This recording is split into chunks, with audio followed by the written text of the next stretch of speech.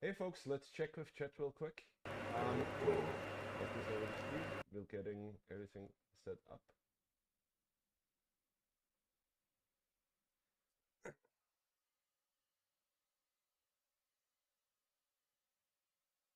No sound is what people are saying. Guys, give us just a second. We're checking everything.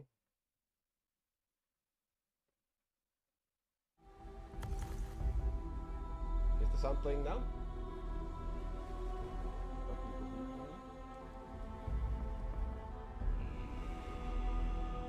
Yeah, it's coming through. Some people are saying they can't hear me.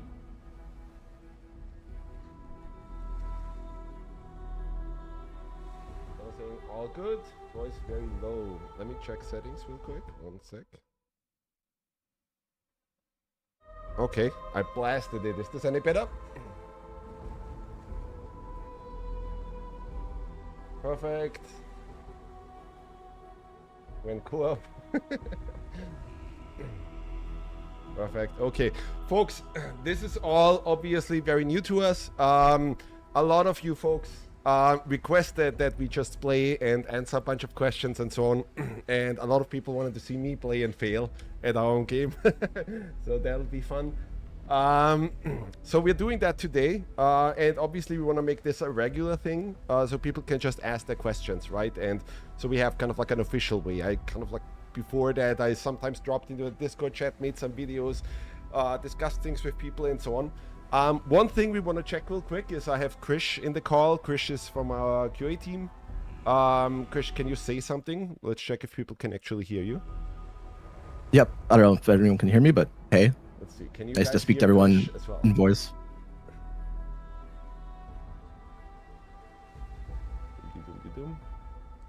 Loud and clear. Looks like it's good. Okay, we're good to go. We'll just start. Sweet. Whoops, what did I do? Oh, off to a good start. I think I hit continue. That was wrong, so we'll just exit and do it again. There, I'll lower my volume a little bit.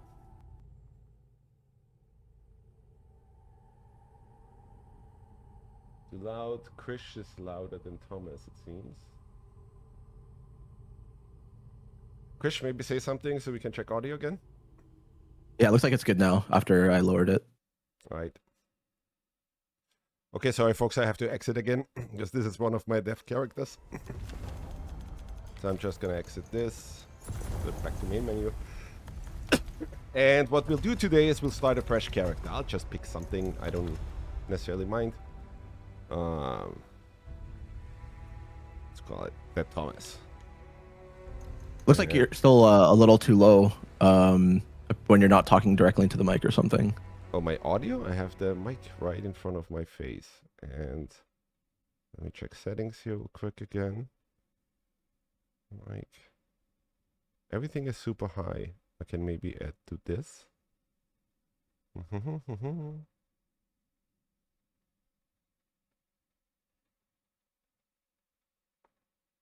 Maybe the wicked audio is overriding it a bit. So let's check this. We'll not customize. We'll create a new realm.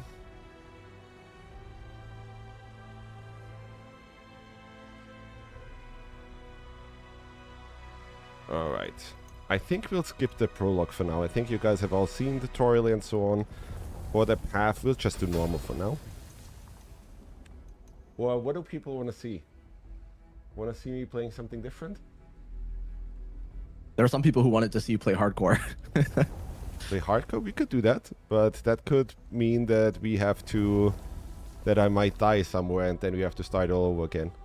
Frankly, I have to answer questions and so on at the same time. That's already pretty hard, so I'll just do a normal run for now. And let's take it from there. We'll just create realm and we'll go. So guys, the format of this, as far as I understand, is that I'll just play. And we have some questions prepared already. We asked on the Discord what people want to know and so on. The idea is that Krish is, you know, while I'm playing, is also asking these questions so you guys get your answers and so on. And yeah, we're also looking at the chat and ask for yeah, you can ask for anything, right? And we'll try to answer as much as we possibly can. Yeah, we'll also dedicate some time towards the end for specifically like Twitch chat questions. So save your questions in chat for then if you really want it to be answered. But also, if you want to make sure that your question is asked the next time around, make sure to join our Discord because that's where we collect the questions from for these streams.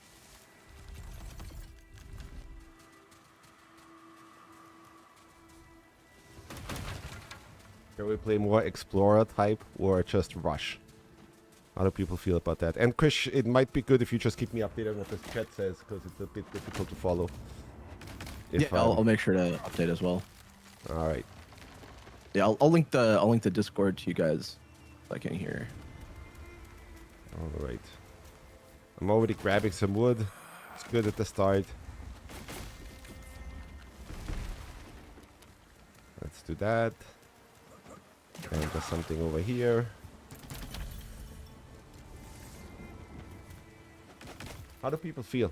Should we rush it or should we kind of like take our time? Looks like Explorer is the overwhelming yes right now. So just play cool. Okay. So we'll jump through this stuff. Doom-de-doom-de-doom. How's the video quality and everything? Does this all feel okay to everybody? Let's see if audio, video, and everything works so that we just have everything balanced properly. Good, good. Looks like quality's good. All good. Sounds okay.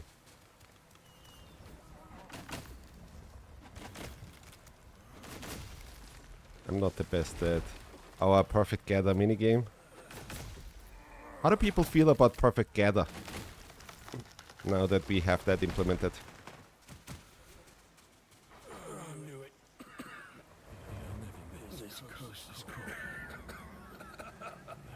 Like it, love it, love it.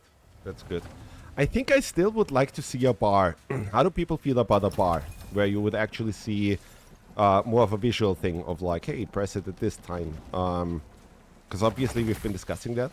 And it always came up, right? But at the same time we thought it would be pretty clear, like, hey, you have to hit the thing when the tool hits the resource. So, not sure. A hunter's knife. And a wand. What do we want to play with? Staff. We'll do the knife for now. Chris, you guys picked out like 50 questions or so. In the interest of time, we should probably start going through some of these already. Yeah. So we can actually go through all of them. Let's go with the top most upvoted one to start. So this is going to be an interesting one already. What are the long-term ambitions for No Rest of the Wicked post 1.0? Is it going to be treated as a live service game like Path of Exile, or more like something with Grim Dawn where it's just expansion DLC? Well, basically, we have a game where we don't want to really like heavily finance it through microtransactions and so on, right? So a lot of times at the forum and so on, I see people bring up CCUs and so on. We're not that worried about that. Like the thing that worries us is just, you know, do we reach enough players, right? That kind of thing. And so our goal is more, you know, think Destiny and so on, right? That we will have a bigger expansion every now and then, right? But instead of like nickel and diming people with like, hey, you know what we need to come up with? A $60 horse skin, right? Instead, we'll just make it very fair and say, hey, we've been working on all this crazy content and everything, and that's what we're monetizing, right? That it is just basically a fair thing. I think also people wouldn't let us get away with any of the crazy shit, right? Because we're Moon Studios, we always kind of like had the idea of like making games from gamers for gamers, right? And I've been actually surprised recently because we did get, for the very first time, some negative responses from people that want us to implement microtransactions. So it feels a little bit like Bizarro World. But that's the overall, like, to answer the question, that's the overall idea, that we just finance basically through bigger expansions and so on. It's a little bit more of the traditional model.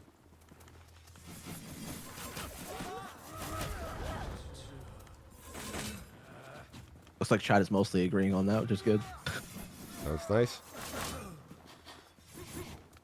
I think that's the fairest thing to do. You know, so that you just know, hey, instead of being nickel and dimed and like, hey, here you're playing this epic fantasy thing, how about you flash your credit card, right? That it's just a very fair thing of like, hey, every year, Christmas time or something, you get excited about the big new thing that Moon Studios will release. That seems decent to me. It looks like the game audio is hitting twice. Can you mute the Wicked audio one? I think it's because we also have desktop audio on right now. So we probably just need to mute the Wicked audio track. Okay. Let me check if that's better. I made the change. Let us know if it's still happening.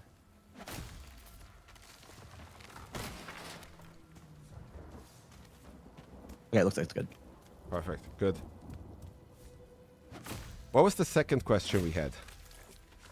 So second one, looks like this one's specifically for co-op. Will it function more like an MMO with players being able to play on their own in the same world, or more like Dark Souls with players only being able to like play together when the host is online and stuff? Neither. So basically, I mean, with Wicked, we wanted, and by the way, guys, excuse me if I'm sometimes, if it's a little bit weird, right? Because like playing and talking at the same time and so on can be quite difficult. But neither. Basically, we're trying to kind of like be in the middle. Meaning, if you look at the experiences that we've seen so far, right?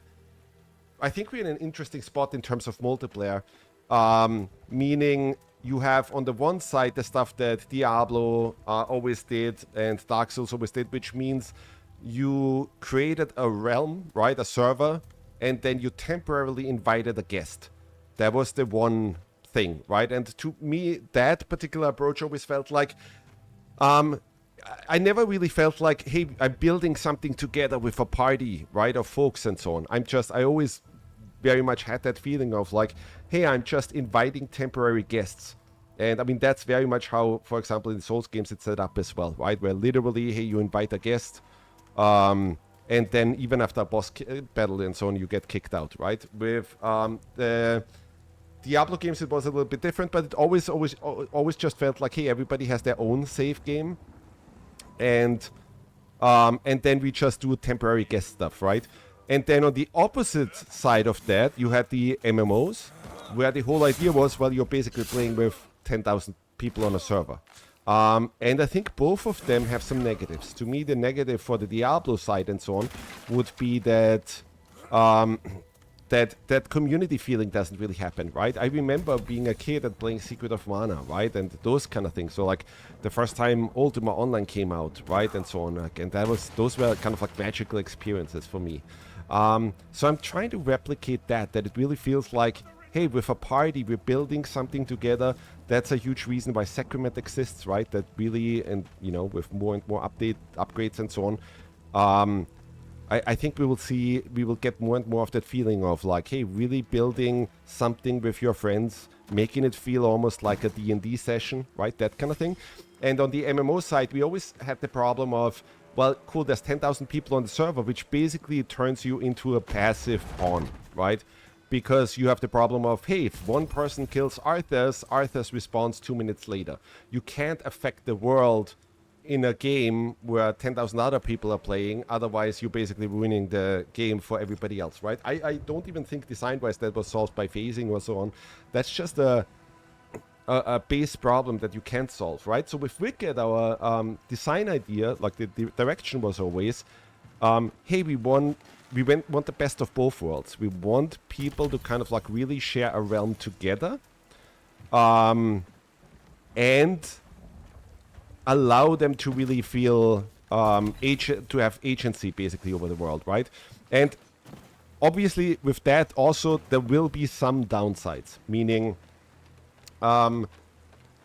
that some people might not like that other people can push a story event forward or those kind of things, right? But what we are going for is we want to just give the agency to the player and just ensure that, hey, it really feels like you're sharing a game together, right? Like really you're building something together and so on, right?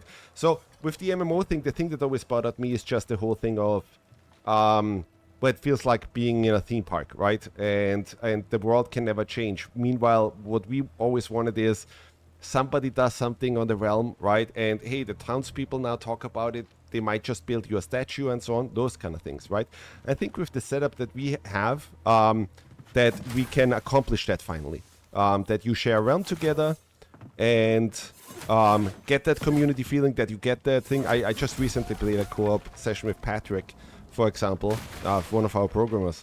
And you do get those things in Wicked where it's just, hey, I play and then somebody plays longer and I wake up in the morning and I see what he already did and we share our stuff in the community chest and that kind of thing. That there's really a feeling of like, hey, we are building something and doing something together.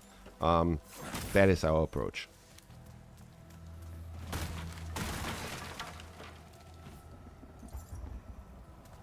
Yeah, there is no host basically. I'm just checking the chat real quick. There is no host. We have built everything on a really modern networking foundation. And the idea is, well, we basically host the realms, right? We host the servers. And even if the host goes offline, there isn't really a host, right? Like everybody else will be able to keep playing. So that's the magic of it. I think it'll be quite interesting once people get to try it, because it's so different than most of the things that I played. And that's currently what we're sitting on, by the way. Just refining all of these things, etc. Yeah, Chris, go ahead. Think of it kind of like Minecraft worlds, you know, like there's like one created, but anyone can hop on at any time. The only difference is that everybody who's a citizen of the realm will be able to modify realm settings and stuff. And there'll be like voting systems and stuff like That's exactly right. So what that also means is that people have to be careful with who they invite, right? Like it's the same as in Minecraft, where it's like, hey, you might invite someone who destroys your stuff and so on, right? So you want to be careful. You want to play it with friends, family, people you trust, right? Because otherwise they might just play in a way that is not fun for you and so on, right? So you have to be careful who you share your realm with. Man, I'm exploring a lot here.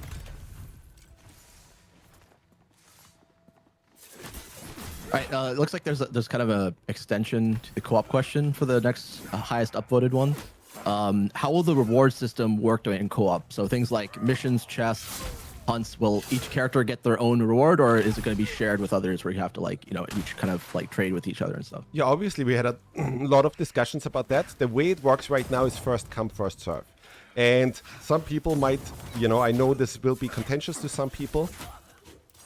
But to some degree, we want that conflict between players. We want players to kind of like have these moments of like, hey, we did something great together and some valuable loot dropped, right? And now people have to have a discussion. So we actually, I'll share you a little secret. Like we actually started the whole thing with shared loot, meaning that one person opens a chest and can take all the loot out of it. And then the next person comes and takes all the loot out of it. Then the next person comes and blah blah blah, right? And then that was true for every single chest and loot drop and everything. Why would you grab this? And to us, that just didn't feel that great, right? Like we, in many ways, we want that conflict. There's also in co-op, there's friendly fire, because we don't want that Zoomer gameplay. And there are some people who are already afraid that. Because most ARPGs fall into this trap of, hey, at first the combat is very methodical, right, and strategic, and then in endgame it just becomes everything explodes, right? And we very much don't want that. That's why we have an animation commit combat system and all those things. Oh, poor Fillmore. Let's save him real quick.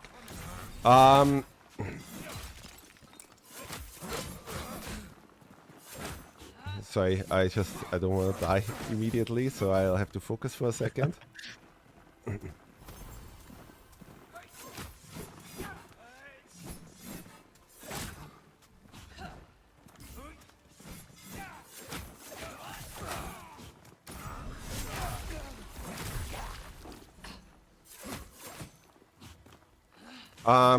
Where was I? Co-op rewards. Oh yeah, and then Yeah, so that's basically how we set it up, right? Because in terms of design, in many ways, we want that conflict. We want people to basically fight over the loot that they get and so on, right? And really feel like, hey, something, like things are still valuable. If we would go with the shared loot thing, obviously also the other design issue that we'd have is just how does that affect the economy on the realm? Because we'd multiply the amount of items that we have and so on. And we don't really want that. We want it to be an experience where people really feel like, hey, everything is valuable, you know, and you really care about the items that you're grabbing and so on. There's definitely a lot of work that we're doing and looking into right now in terms of, oh, let's grab this stuff up here.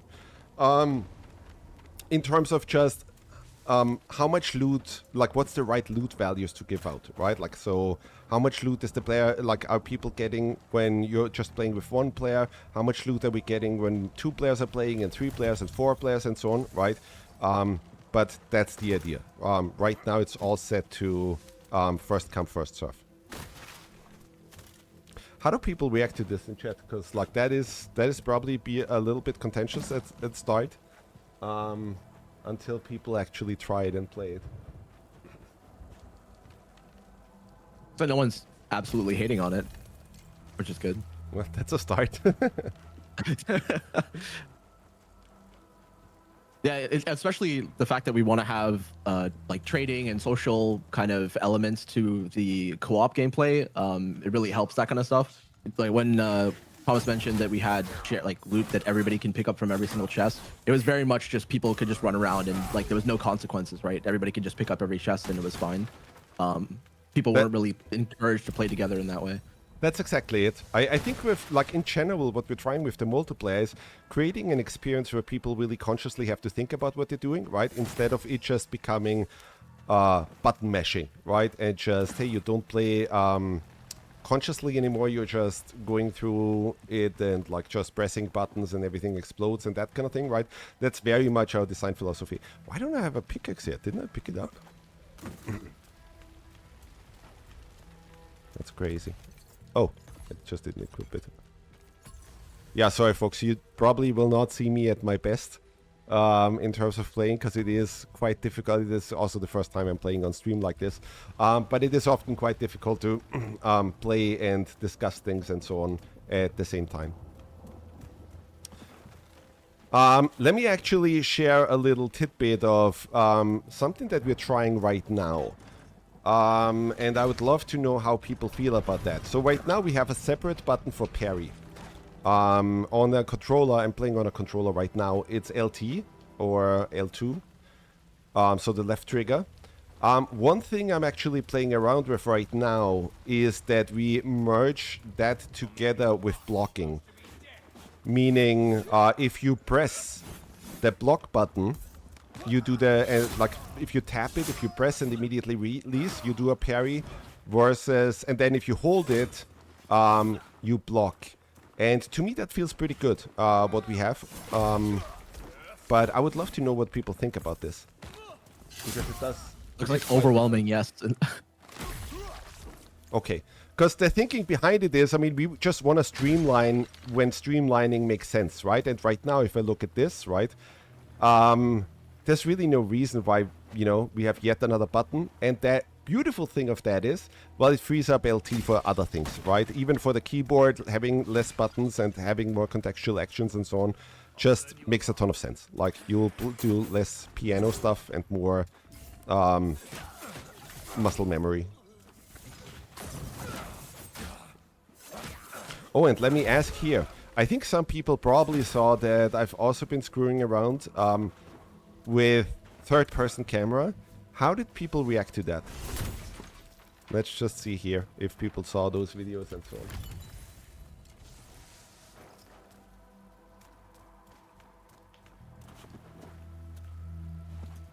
Yeah, we also tried double tap. It doesn't feel quite as good as just having it tap release and hold to block.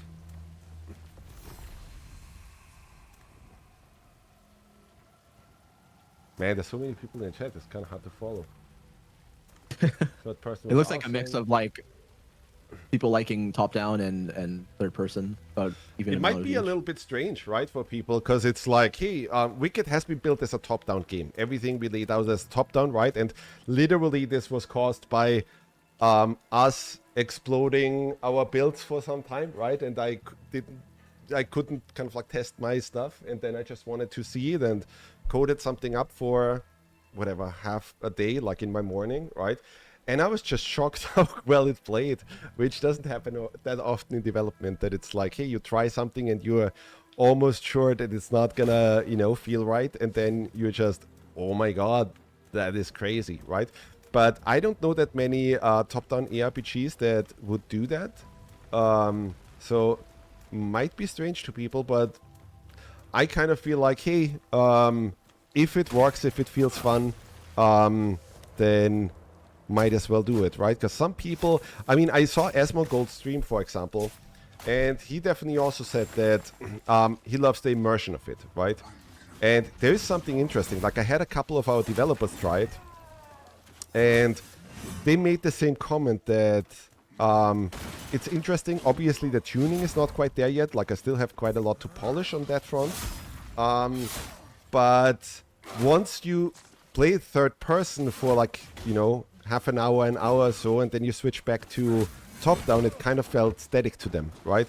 So to me, it's just an optional fun thing to try, right? Because it's just such an interesting thing to see the world from such a different angle, and it gives you these vistas all the time, right? Like, I was kind of like, holy crap, once I entered Sacrament and turned on third person and saw the whole town in like all 3D, and being able to walk around kind of like in the more immersive 3D view.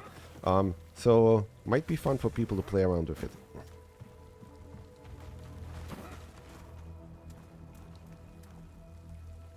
All right, let's hop into another question. This one's the next highest upvoted. Have you guys ever thought about implementing a drop system like Titan's Quest, where the enemy actually wears the item it's going to drop? So basically less random loot for maybe elite enemies. Yeah, obviously, we discussed this a lot, and we tried it as well, right? We did have a lot of loot tables where the enemies just drop the stuff that is on them.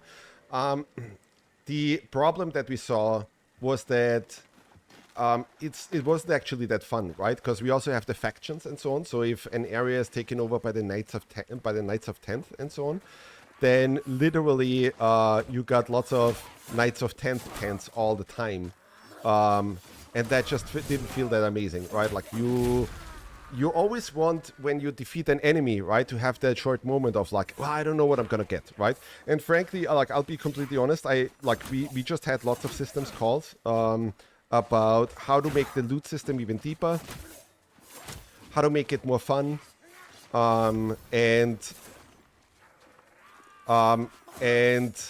ultimately that's always the goal, right? Whenever you, well, it's really hard to play and talk at the same time, but that's ultimately the goal, that when you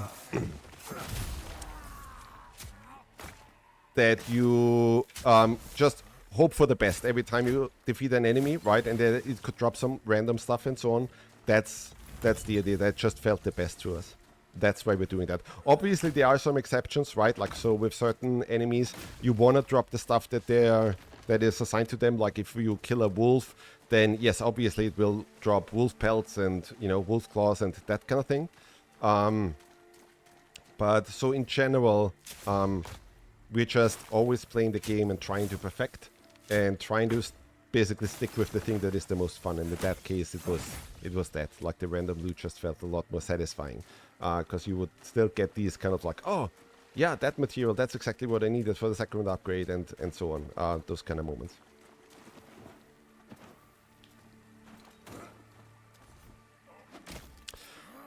I really love our level design. All the kind of like, little paths and so on. Like, we spent so much resources on level design. If people want to know, typical level at Moon, like something, an area like what we just shipped with Lowland Meadows and Marine Woods and so on, we spent a crazy amount of time on these, right? Like, we play them again and again and again, and in terms of resources and so on, a level in production is usually like 6 to 8 months or so. It's quite some time. The nice thing that helps us is that a lot of that, like it's not 6 to 8 months on a straight thing. A lot of the work regarding blockouts and so on, and doing just figuring out the design and so on, we already did during pre-production and so on, right? So right now we are in the state of just we have a lot of people just already working on all the 1.0 content. And so we're obviously not starting from scratch on that, right? But there is a lot that goes into crafting levels. But then it's such a nice feeling. Like once the levels are done and set dressed and everything is lit and so on, it's just really nice. I always loved and appreciated kind of like level design, like what Nintendo does in Zelda and so on. Yeah, we got 2 purples. We should use those. Lucky. Yeah. That's pretty good. I saw someone mention this, so I'm gonna answer it here. And I think there's quite a few people who've been asking about this, but we are actively working on getting the game to DirectX 12 and potentially Vulkan.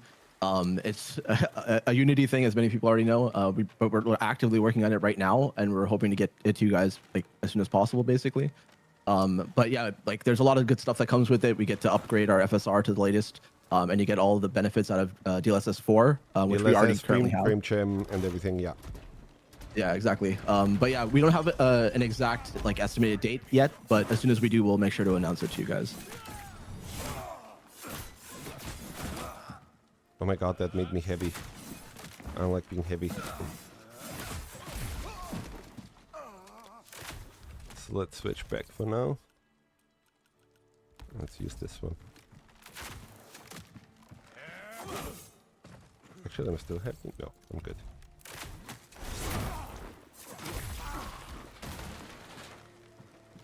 Which do we have the next question? Because you crazy people wrote up like 50 or so. I think actually, the stream is planned for like 1.5 hours. I think we'll probably need more time than that. I think we already got like 400 total. We were only able to approve about 100, and then about 50 got selected out of that. Yeah, everybody went crazy as soon as we asked. So actually, this one is I think a pretty big one. I saw a few people asking in chat already for this one as well. Can you share some information on what type of endgame activities you want to add in the future aside from Crucible, and like what the vision for endgame kind of is? Yeah, I mean, so endgame in general, obviously it's incredibly important. It's also not been the highest priority thing, obviously, for our early access, right? For early access, we wanted to make sure that we hit all the bases, right? But the idea has always been with Wicked that by the time you finish the campaign, that you still feel like, oh, I've seen like maybe 30-40% of the game. So there's a lot of plans that we have there. Oh, here's Lara. It'd be a shame if something would happen to her. That's always been the plan. But the thing that we want to do with Wicked is that the end game should not resolve around just one thing, right? That's what I see in a lot of ARPGs. And frankly, like obviously our end game right now isn't where we want it to be, right? We're in early access right now. There is a bit of stuff that we teased, but it's not final yet, right? But the thing that I see in other ARPGs that bugs me a bit is the whole thing of like, it often becomes about one thing, right? Like, oh, every day I spend my time just doing rifts or that kind of thing. And the thing that I always loved, and I did this trick on Ori as well, right? Is that to keep players entertained, with Ori, I consciously designed the map so that we don't repeat ourselves too much. You see that in games like Uncharted and so on as well, right? Where if you look at the game and the segments, you very rarely have A. You always have like A, B, C, D, and then back to A, right? Meaning, oh, this area, this little stretch here is about combat. Then this next one is about platforming. Then this next one is about doing a puzzle. Then this next one is a story thing. And then you can come back to combat and so on, right? And what that does in terms of design is that it doesn't make you become tired, right? And you kind of like want to see, okay, what's the next thing? Okay, what's the next thing? Okay, what's the next thing, right? Because if repetition usually makes us get bored. And so with endgame, with our endgame, I would want that to be multiple modes, right? I'd want that to be multiple things. Obviously, Crucible will be one of them. Obviously, the plague system will be that, right? but I would also want to do that purely in terms of like itemization or housing or those kind of things, right? That these systems are deep enough so that ultimately when you spend your time in Isola Sacra, that the game always pulls you into multiple directions, right? And that you always have, hey, I could do this, but also I want to do this. Oh, I haven't finished that yet, right? And I should do more of that stuff and so on. Another thing, by the way, that I think we are not doing really well is making it very clear what you get from what. That's something that we also discussed yesterday in our systems sync, that there's still a bit too much overlap and so on, right? And a bit too much randomness in certain things. Yeah, Warwick, I'm coming for you. So that's something that we definitely want to improve, right? That we just make it really addicting, right? Like in terms of, oh, I want to do this thing because then I get this thing that I absolutely need, and then I need to do this other thing and so on.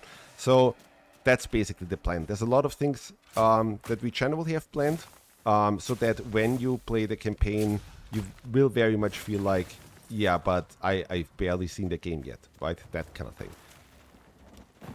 I've also, by the way, let me answer this question. I don't know if it comes up, but I've also seen some people being confused about, because our current max level is level 30, and some people think, well, that's just generally what will happen at 1.0 and so on, right? But that's obviously not the case. Like, hey, we'll have a much higher maximum level. And so obviously, and we need that, right? So in order to kind of like throw more challenge at the player and so on for the end game, the max cap will obviously be way increased, which also means more item tiers and so on.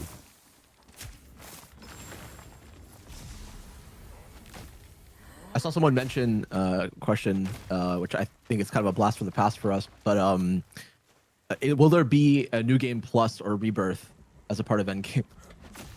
Yeah, so I don't want to talk about it yet, but that's something that we have been heavily discussing. Let's leave it there. The idea is, with the way Wicked is set up and so on, it's not that easy for us. So it's not necessarily like NG Plus is not necessarily the thing that we want to do, right? We think Rebirth is one of the ways to do that. But how we go about it will be different, and people will just have to wait and see how we pull it off.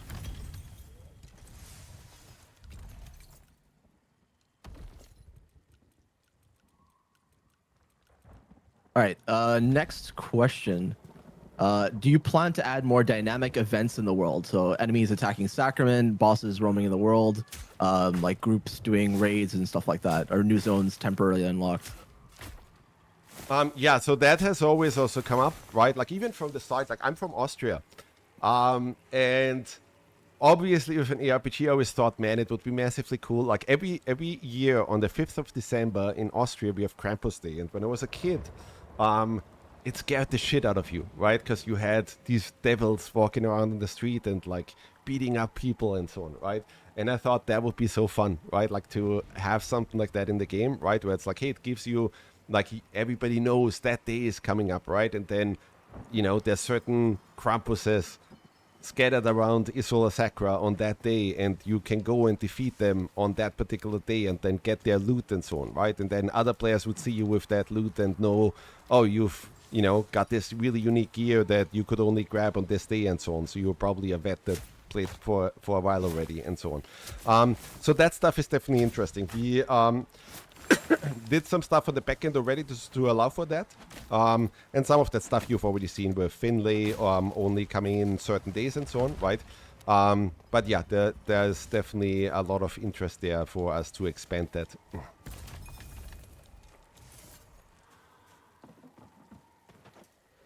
Looks like someone also asked if there's going to be stuff like rare spawns and stuff that just kind of dynamically appear in the world as events.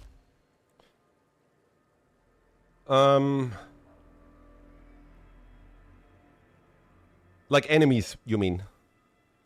Yeah, just like super rare enemy types or something, but like more just like, you know, random like surprise spawns. Yeah, so that's with Evgeny. Obviously, the typical things have always come up, right? Like, hey, the treasure goblin and those kind of things, right? Michael already did some amazing concepts for the various mimics that we could have in the game and those kind of things, and then just generally bosses and these and so on, right?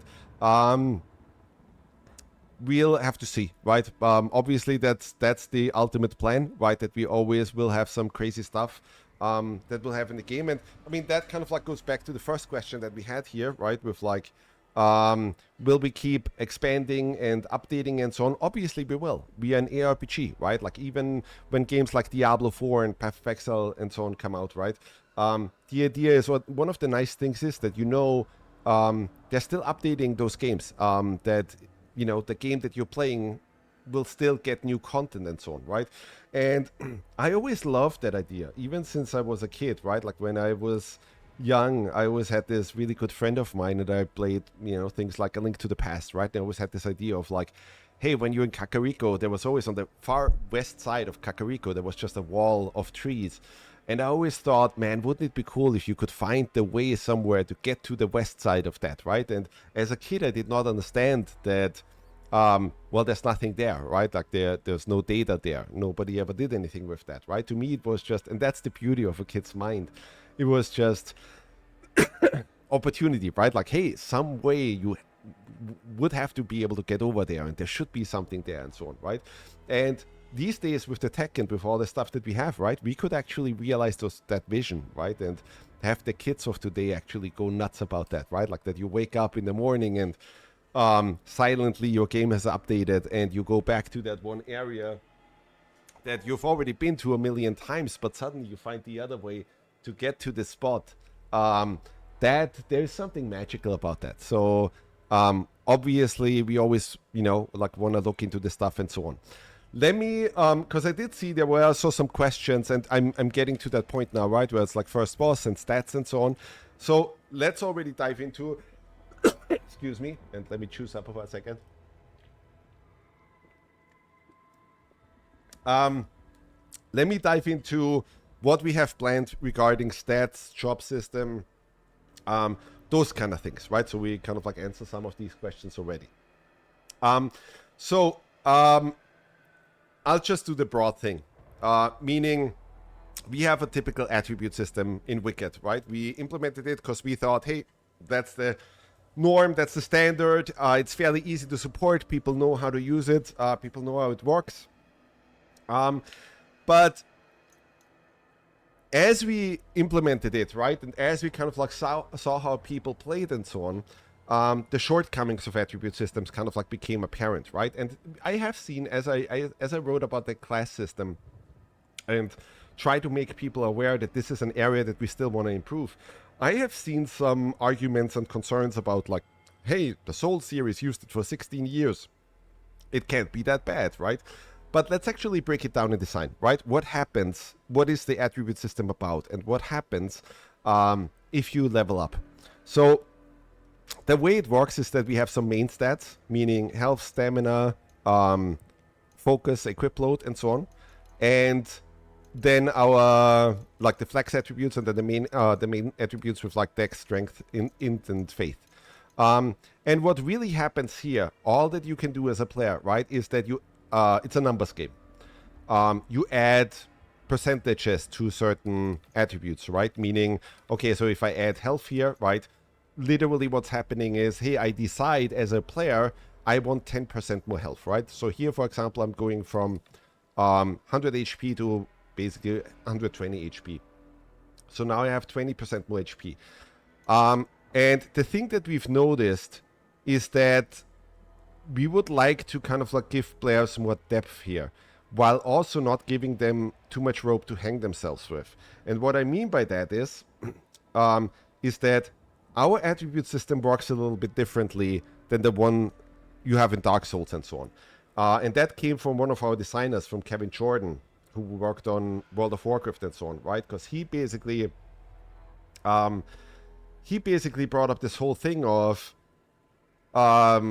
it's not necessarily great if you give people that amount of choice, right? Because even with what we have, we saw some people making pretty horrible builds, and then if you make it more complex. So let's say decks, for example, right? What a lot of designers do, and what you see in a lot of games, is that decks is not just, hey, this allows me to use higher tier dex weapons, but also it makes your attack speed faster and so on, right? These kind of things. And the problem that you have with that is that now you will see a lot of players, like if you do this kind of stuff right now, you will see a lot of players making mage builds where they put 30 points into decks, and then they get extremely frustrated because they have ruined their build. What we've also seen, because we are nuts about ARPGs and so on, right, is that look at how every player these days, you know, has played Path of Exile and Diablo and so on, right? A lot of players are looking at build guides, meaning one player or a couple of players bring out these build guides. They actually do the work, they do the math, they will tell you exactly how it should work, right? Here's how you build a paladin or something, right? And we don't think that's that interesting. The other 80% or so, right, will just basically follow a build guide. So while researching and looking at how can we improve upon that, right? Like how could we give players, like how could we make that more interesting and give that more depth and so on? I stumbled across the Yatsumi Matsuno games again, meaning Final Fantasy Tactics, Tactics Ogre, etc. And I always loved what he did with Final Fantasy Tactics and the systems behind that and so on. And then my mind went crazy, right? And I was like, oh my god, like I think some of that stuff could be really applicable to Wicked. Meaning the level of experience that you have right now in these games, right? You have the same thing in Souls, Fallout, blah, blah, blah, any of these, you know, games, right?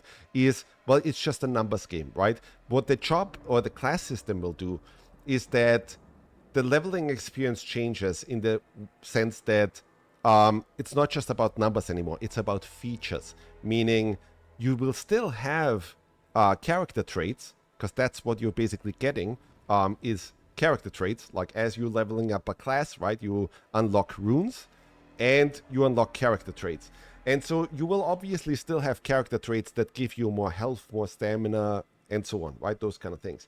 But at the same time, we also wanted to have character traits in there that give us a lot more power in terms of design. And basically the players a lot more power in terms of how to create a really interesting build, right? So if you want to play a build that is all about backstabbing and playing an assassin and so on, right? There is stuff that I would have to do for you that I can't do just through numbers, right? If I want you to be able to play more stealthy, where you need actual features, right? Like going invisible and so on, right? I can't do that with a normal attribute system, but I can do that with the class system. So, and the class system works in a specific way, meaning right now, the way we have it designed is that it's based on which weapon you use. The reason why we have it done like based on which weapon you use is because it feels natural, right? Like if you use a certain tool a lot, you will get better at the tool. That's the feeling that you get from it. And the other thing is, well, we don't want you to have to constantly like, hey, I found a weapon that I'd like to use, so now I have to get back to Sacrament and change my class and then warp back to actually use that and so on. That's just interrupting the flow a lot. So we are trying to go for a really smooth experience, right? Where there will be classes, certain classes are there already at the start, certain classes you have to unlock by leveling a little bit into various classes and so on. And then it's just, and then it's like, it's giving you all that power, right?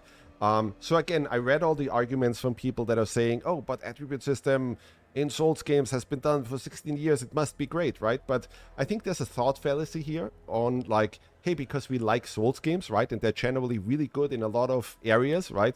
That everything is great about it, right? And that's not excuse me, that's not necessarily true, right? Like I don't think like most people play Souls games for a specific reason. They don't necessarily play it because the leveling experience is that much fun, right? Or because the class system is that deep and so on. And that's what we're trying to play around with. That's what we're trying to basically achieve, right? That we break open those boundaries and just say, okay, we're trying to design the coolest thing that we could imagine and trying to just basically up the fun level even more and more and more instead of, it's just a fairly shallow numbers game. Do people understand that?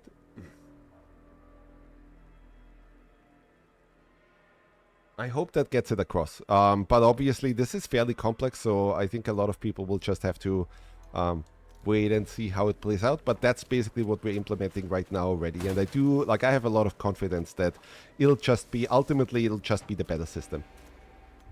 So actually, we should decide on which build we're playing. Actually, let me grab Bloodrusted Sword. Just an extension of kind of what you talked about, because there was a question on the top list similar to that. How many classes do you plan on adding to the class system? Right now, the way we are going about it is, and let's just add some to equip load. Right now, the way we are going about it, this is still a conversation we have. Literally discussed this again with our system sync team yesterday. My pitch and what I want to go for is that the class is defined by the weapon type, meaning ultimately I had 40. And that sounds crazy, right? That sounds fucking bananas that we have 40 different classes in an ARPG. But in many ways, because of how Wicked is laid out and because a weapon is designed a very specific way, like when I lay out the weapons and I see them in the item manager and I design the movesets and so on, I already have a very specific playstyle in mind for the most part. So that makes it the easiest for me, right? There are some voices in the studio that would like to combine that, right? So that warrior is not just this weapon, but multiple and so on, right? And we'll have to see in terms of UX and so on, right? We're always just trying to design everything fairly modularly and easy to expand and change around. Because as a designer, one thing that I learned is that you never quite know until you actually implemented it, right? Meaning a lot of times you come up with this really cool concept and design that you are super proud of, that you on paper really like, but then you implement it and oops, it actually doesn't work the way you thought. And so at Moon we are generally always extremely implementation focused. So something isn't really, or isn't getting approved before something is implemented, right? Like proof is in the pudding always.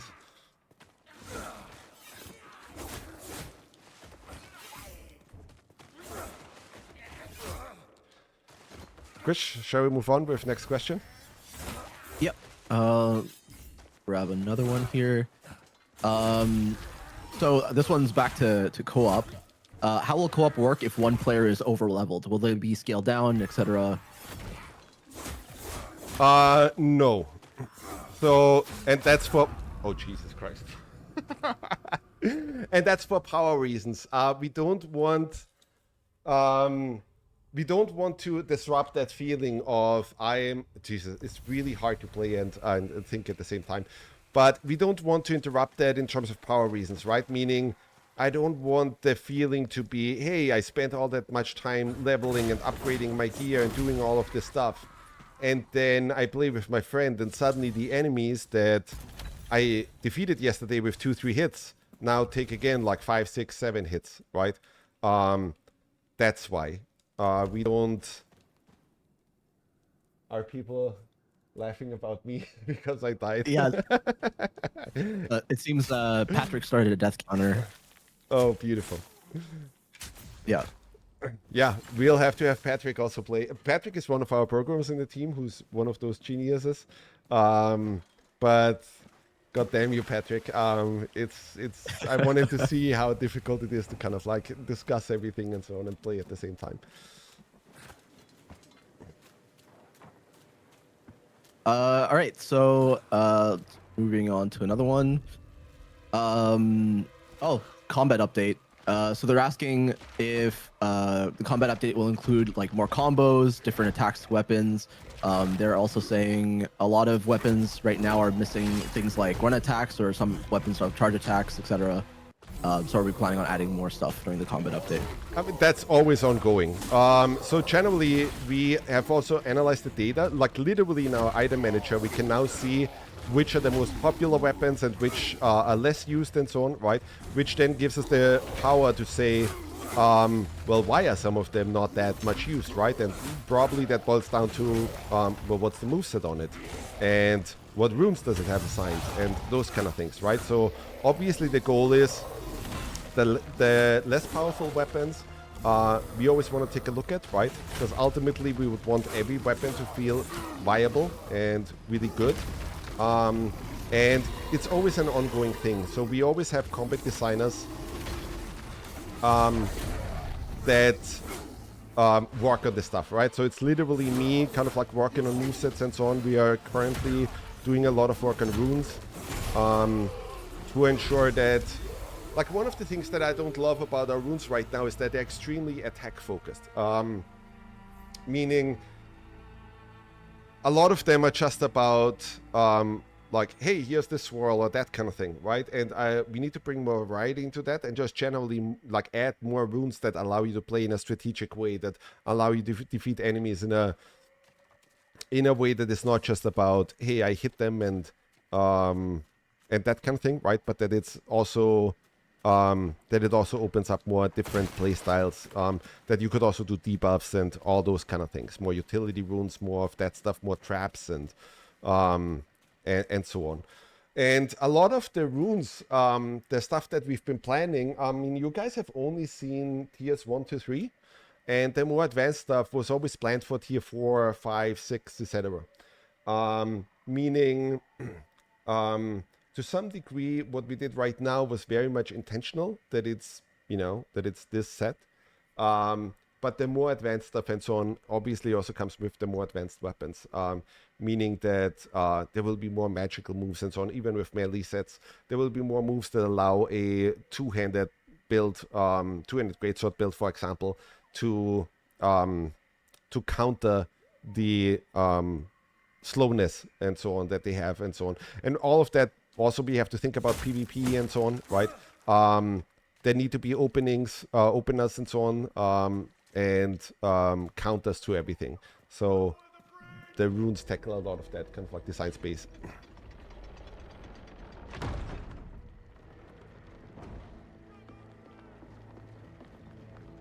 I see some here. We have some Italians in the chat. Don't think just because you felled the beast, you're an ally. Guys, regarding classes, we are still defining that. This is literally like we're sitting on that right now, right? Our final number of like which classes do we have. Obviously, some classes that you might want will only drop after 1.0. That's just in the nature of the thing. But we'll have to see, right? We are just trying to do our best to kind of like have a really good variety in there so that, you know, potentially there's something there for everybody. But obviously this is the kind of area where we will always want to expand stuff and like react to how do people feel and what other playstyles would they like to have in the game and so on and so on. I thought you'd be taller. I'll take this question out of the chat just because I think a lot of people have asked about it since like I feel like since we launched the game. But do we have plans for a transmog system so people can change their look at their armor and stuff? That has come up so many times. So I mean, obviously, if you guys are asking for stuff many times, right? Like, so one of the things that I just pulled from the wish list to, yeah, we should do that, is that we give you the option to kind of like hide certain items, like if you don't want to see your helmet on your character, right? That is something that we could do fairly easily. Transmog, I've always kind of like been against it to some degree because of PvP, because of some of the stuff that we have planned, right? Because you don't want to get that feeling of like, hey, I'm playing against this really quick cloth-based character that's using light gear, and then suddenly he has the values, you know, or the stats that you would see in a character that has blade gear and so on, right? There's some inherent weirdness there. But in terms of the armor archetypes that we have, right? Cloth, leather, mesh, plate. We could do it in that sense, but it's still on wish list, so we'll have to see. If you really want transmog, then just beat the drums in our Discord and so on, and we'll hear you. Looks like the chat's already screaming for transmog too. I'm seeing probably limit transmog to same equipment type. Then yes, that's what I just said, right? Like that's something that we could think about. Again, it's not like the highest priority item that we have on the list right now, right? But if people really want that stuff, then we might just tell Patrick to do something about it. If you make for the rookery, It really irks me that I died. I don't even know how that happened. We must accept God's embrace, or we will all Sorry, Patrick. end up like that wretched thing. All right. Another question. Will the story be linear all the way, or will we have choices to shape it? So I think they're thinking of like, you know, you'd have the option to do two different types of things, and it will lead to a different outcome or change the world in some way. Yeah. So, I mean, obviously it will not be Baldur's Gate, right? Like that has even come up during the Ori days and so on, right? Where we always had to kind of like make the difficult decision of like, hey, how do we tell our story? And I've always been more on the side of, hey, it's already really hard to tell one really good story, right? Imagine you would have to write an epic fantasy saga like a Lord of the Rings or a Song of Ice and Fire, and now write it with like 8 different endings, right? And, you know, 60 different outcomes or something, right? That's really hard to do. And so we already have so much stuff to do in the game that's never really been, you know, something that I wanted to focus on. To me, it's always, let's make sure we tell the story that we want to tell, and we tell it extremely well, right? And some of that stuff, I think you've seen in Ori, right? That if we, like with Wicked, the thing is, like we are trying to kind of like create this epic fantasy saga, right? But the problem with that is that it takes some time to introduce everything, right? So that's basically what you're seeing with Wicked right now, that a lot of what we're doing right now in terms of story is still set up and introducing those characters and so on, right? So if you want the analogy, to me, I see what we have with Wicked right now very much like the Fellowship of the Ring, right? Where it's about what are hobbits and what is the whole premise of the story and so on. And that's basically where we're in right now. But I mean, I've just heard the final pitch for the 1.0 experience, like, and the team has now as well, the rest of the team, like a week ago or so. And we will be doing some pretty incredible stuff. But what we did discuss is that within the side quests, there's a lot that we can do. So the main story, we are not planning to do the Baldur's Gate experience, right? Where it's like, oh, there's tons of different outcomes and this and that, because that's just not the game that we're making, right? But what we are focused on is telling a really goddamn good story where you care about the characters, where we'll make you cry, we'll make you laugh, and we will tell a really good story. And we took time to basically write the book before we went and started actually even just making the game, right? Like Wicked has actually been a game that I wanted to make since right after Ori and the Blind Forest. I remember being in a meeting with Microsoft where we literally had, you know, that discussion with them of like, hey, what's the next thing that we want to do? And I don't know if I showed them a prototype at that point, but I basically already told them that, hey, I have this idea about doing an ARPG. And that was already a choice back then. Should we do Wicked right after Blind Forest and not do an Ori sequel? But then the team convinced me that, hey, we should really do the Ori sequel, because there was some stuff with the Ori games with Blind Forest where we had to cut certain things or couldn't do certain things because of budget and so on, right? And so ultimately the decision was made that, yeah, we are working on an Ori sequel, we can do all the things, like we can perfect it. Mark Coates, our executive producer, was the person who really ultimately convinced me that we should go ahead and do that. Me and Gennady, obviously. But Wicked is a game that I wanted to make for a long time, right? And that gave us also the time to kind of like, it was always Thomas's little side project for quite some time, where we could just perfect it and work on it and already kind of like do a lot of the story write up and so on, even before we started production, right? So we developed a ton of it before everything, before we even started production. Forgive me. And I can't wait to see, like, I mean, for you guys, the story and these characters and so on, right? Like, we are basically at the beginning, right? But internally, Has passed. we already know where these journeys are heading, right? And we already know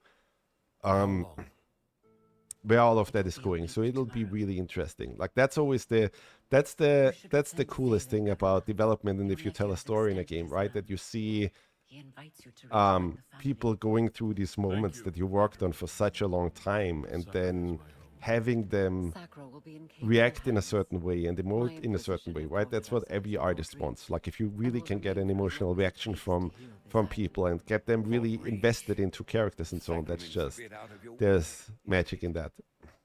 My outfit encountered a group of raiders as we came ashore on your coast.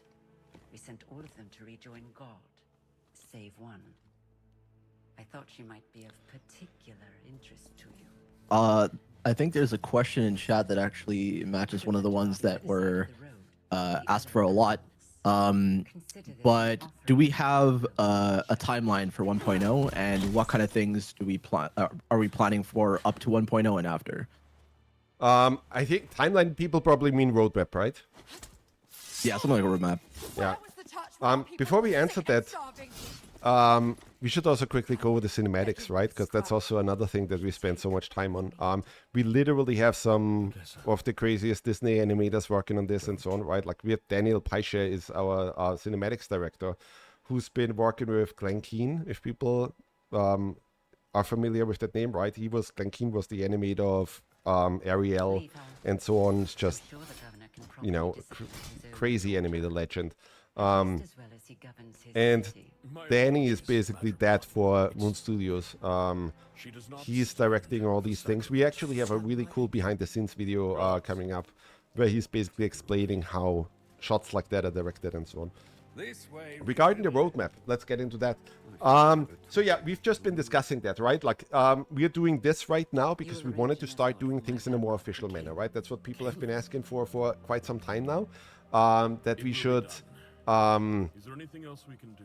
You can rejoice, governor. improve our communication channels and so on. What you've seen us recently doing is, hey, we now have the publisher page and the website, right? And we are starting to get things in motion. We hired a marketing team and so on. We're starting to get things in motion so that people get that information kind of like blasted to them everywhere, right? Because we're such a small indie studio, and for a long time it was just the simplest thing for us to just jump on Discord and say, hey, here's the whatever, a couple thousand people or so, and we'll update them, and then, you know, word will spread, right? But that's one of the things where we needed to improve, and so we've that is in motion now. And so the same thing is true with the roadmap and those kind of things, right? That's basically just the communication, outside communication, and that is coming. Obviously, we've been laser focused for quite some time now on just delivering the breach update and then the breach refined. So that took a little bit of a back burner, and then basically I'm currently sitting on just literally looking at every single task that needs to get done for multiplayer and then for the development plan. And I've been sitting on this for a while, and once we have that, that's where we break it up and make it all official. So yeah, it's coming, but give us a little bit of time to kind of like make it official and to approve everything so that it's not just crap that then will get redone and etc. And we have to revise our schedules and that kind of stuff.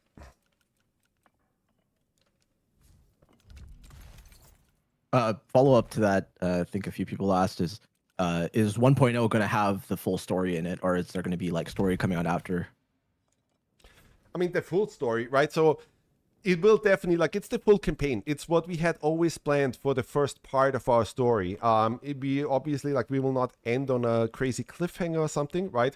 But I would want people to see 1.0 to be the first part of a season, right? Or the first part of, like, or something like the Fellowship of the Ring, right? So it's not the full saga yet. And to just quickly explain to people who haven't heard me saying that yet, right? Like, basically what happened with Wicked was that, again, we had some time to kind of like write all this stuff and like basically create this crazy fantasy world. before we even started production, right? And so I just went to town on it and built the whole architecture. I don't even know what I'm putting in the chest. But I built basically this architecture and so on, right? And then when when Will of the Wisps finished and we tried to break it all down, it became quite apparent to us that that the scope that I had planned out would be quite massive.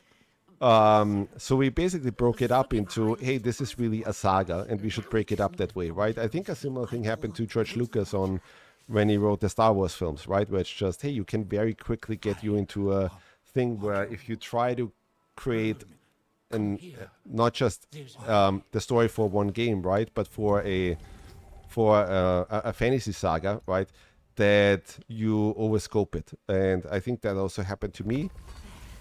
And so the idea is, yeah, it's going to be a full story. It's going to be the full campaign. It's going to be really satisfying. I think people are going to lose their shit if they see the kind of moments that we have in there, because that's where we really get to play. Meaning,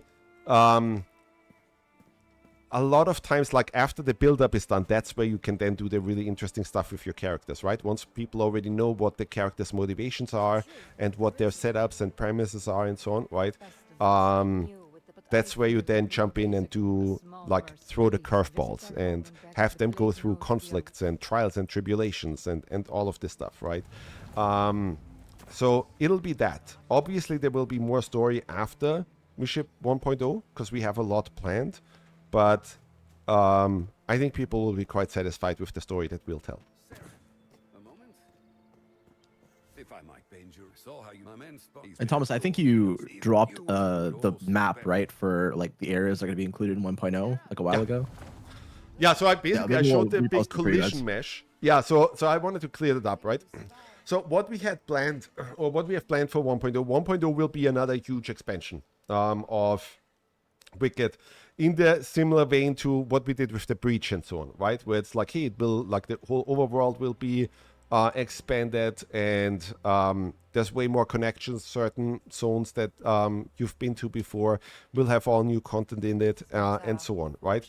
I think there was a little bit of confusion on, like, is it the entirety of Isola Sacra right away and so on, right?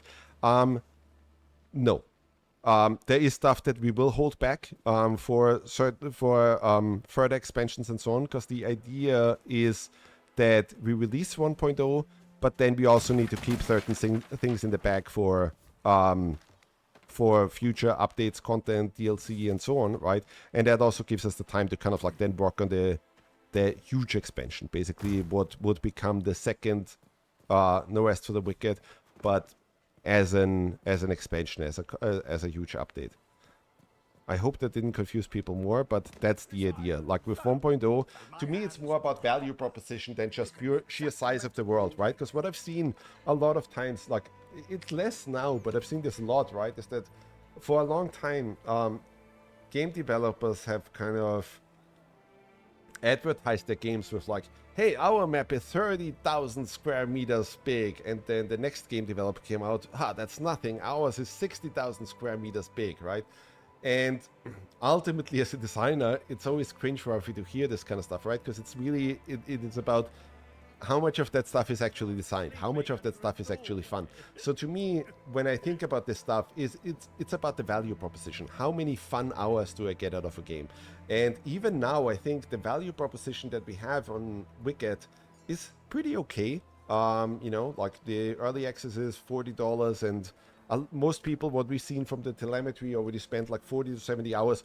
Obviously, that number will go way up as 1.0 comes out, right? So I'd be quite satisfied if people spend 100+ hours on the game, and then we just keep increasing that number with further updates, with further expansions, and so on. That's the goal. That's the idea. It's not necessarily about, you know, like how, like, let's make the biggest map in the world.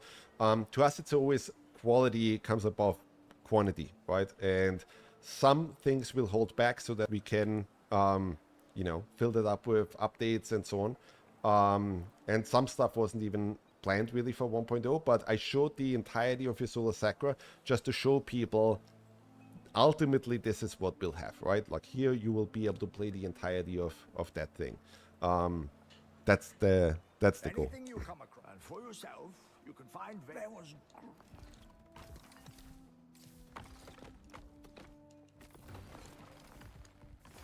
This is a little bit of a weird one, but also managed to get quite a few upvotes. Will we see more colorful armor? Because right now, most things are like red and green are most prevalent. But it would be good if we had something like more like purplish, blue, orange, etc. I saw that message and I kind of like had to laugh as well because I didn't even consciously notice that. So here's how it goes. Basically, we have this amazing art director, Michael, and he's basically laying out the vision for literally what everything looks like in Wicked. And so I haven't looked at it through that lens of like, hey, do we have all the colors in the rainbow available for our armor sets? But that's definitely a really interesting idea. Like we should do that, right? Like we should look at, is there too much of, hey, all these armors are green or so, right? The other thing that always comes up with this is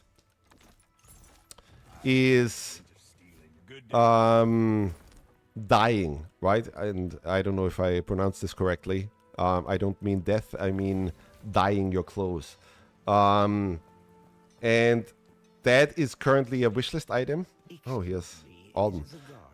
That's currently a wishlist item, but that I think would be really cool. Like one of the things that we have always discussed, and we are currently in the process of expanding Sacrament, as you might imagine. The city is already quite complex, but we're expanding that even further, and let's get this quest while we're at it.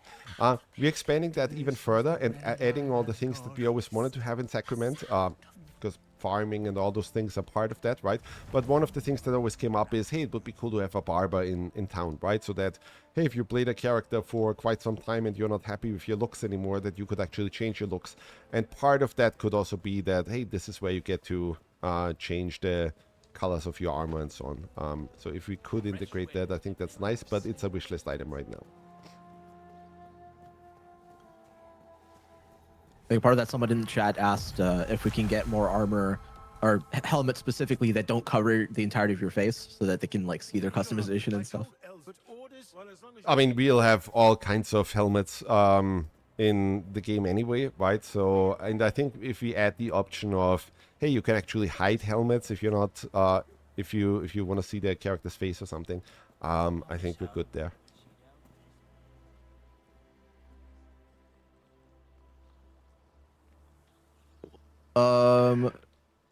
I guess this is kind of a good one. Will we see any new content in the co-op update? Content in terms of new areas, no. So that's, we are holding some stuff back. We are already working on that super heavily. I'm obviously reviewing that all the time. But there will be new things. So obviously we are steadily marching towards 1.0. And every department is working, burning the midnight oil and getting more and more stuff into the game, right? So obviously we also want to make sure that, hey, the content update for people that aren't interested in multiplayer, that they also get something out of it, right? That people should be excited every single time about an update instead of just a certain group, right? So there will be new things, but we're not releasing right now more story updates and so on with this particular patch. I think something that kind of falls into that, but also some stuff we already discussed before.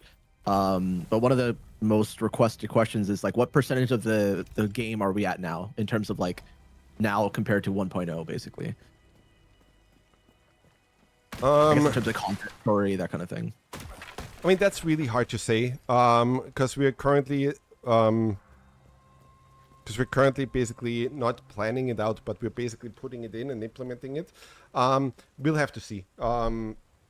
That's not an answer I can answer right now. And again, like, I don't think it's necessarily about what's the percentage, right? It's about how much fun is there, and that's kind of like how I think about it as a designer, right? Like, how many really fun hours do I get out of this thing until I feel satisfied? And that's the thing that I'm focusing on. Just making sure that players get a crazy amount of fun out of Wicked.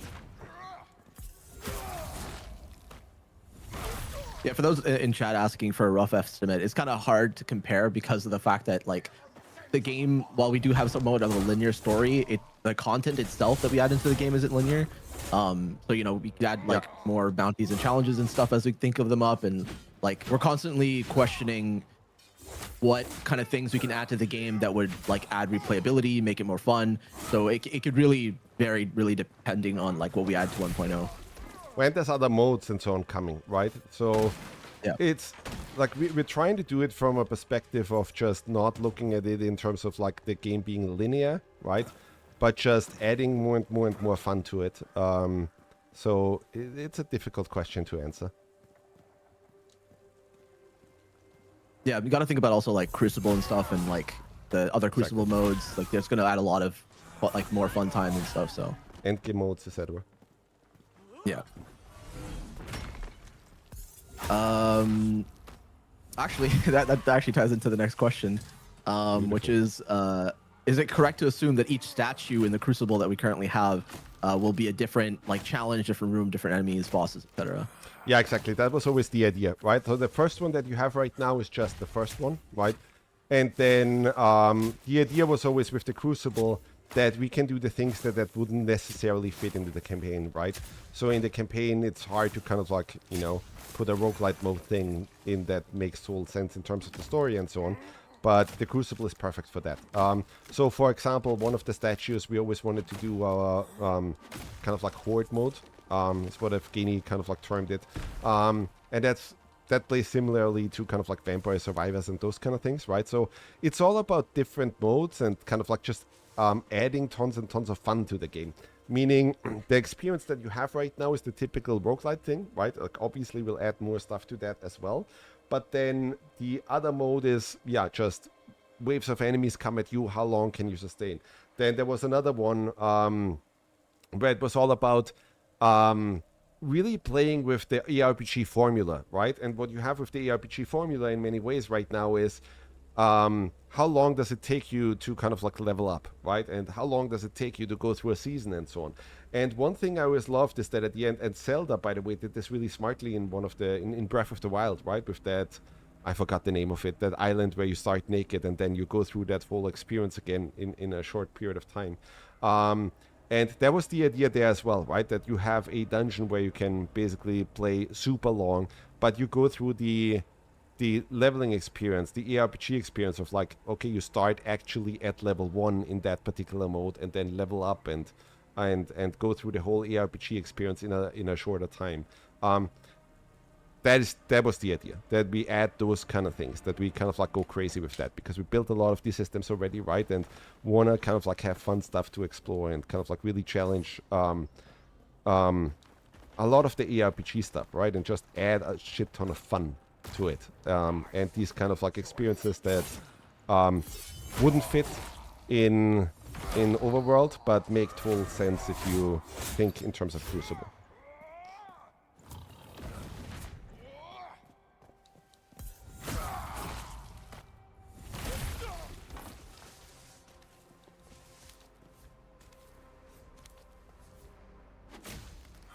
Krish, what's the next one? Okay, so will cities like Tyr and Havenport function similarly to Sacrament, such as rebuilding parts of the city, upgrading vendors, owning property in the city limits, etc.?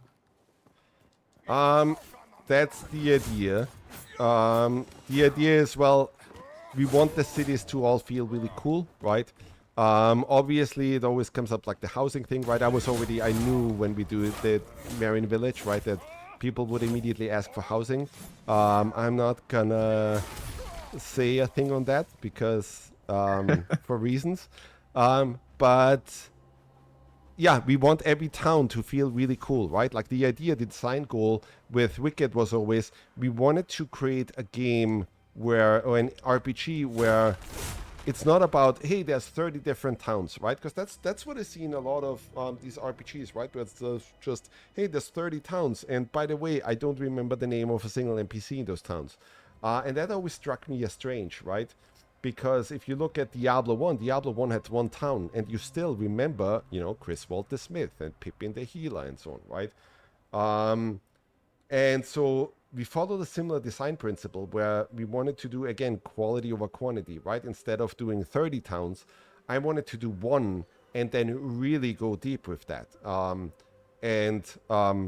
You know, like one town is cool, but with Havenport and Tyr and so on, right? Like that would follow the same idea that, you know, there's a lot of depth there. The structure of those and the architecture of those needs to be completely different. It is completely different. And it's just massively cool, right? But they should all be extremely different from one another and unique. And, you know, again, quality over quantity is the name of the game there. Oh, Jesus Christ. It's so hard to play and talk. I died twice already. That's crazy.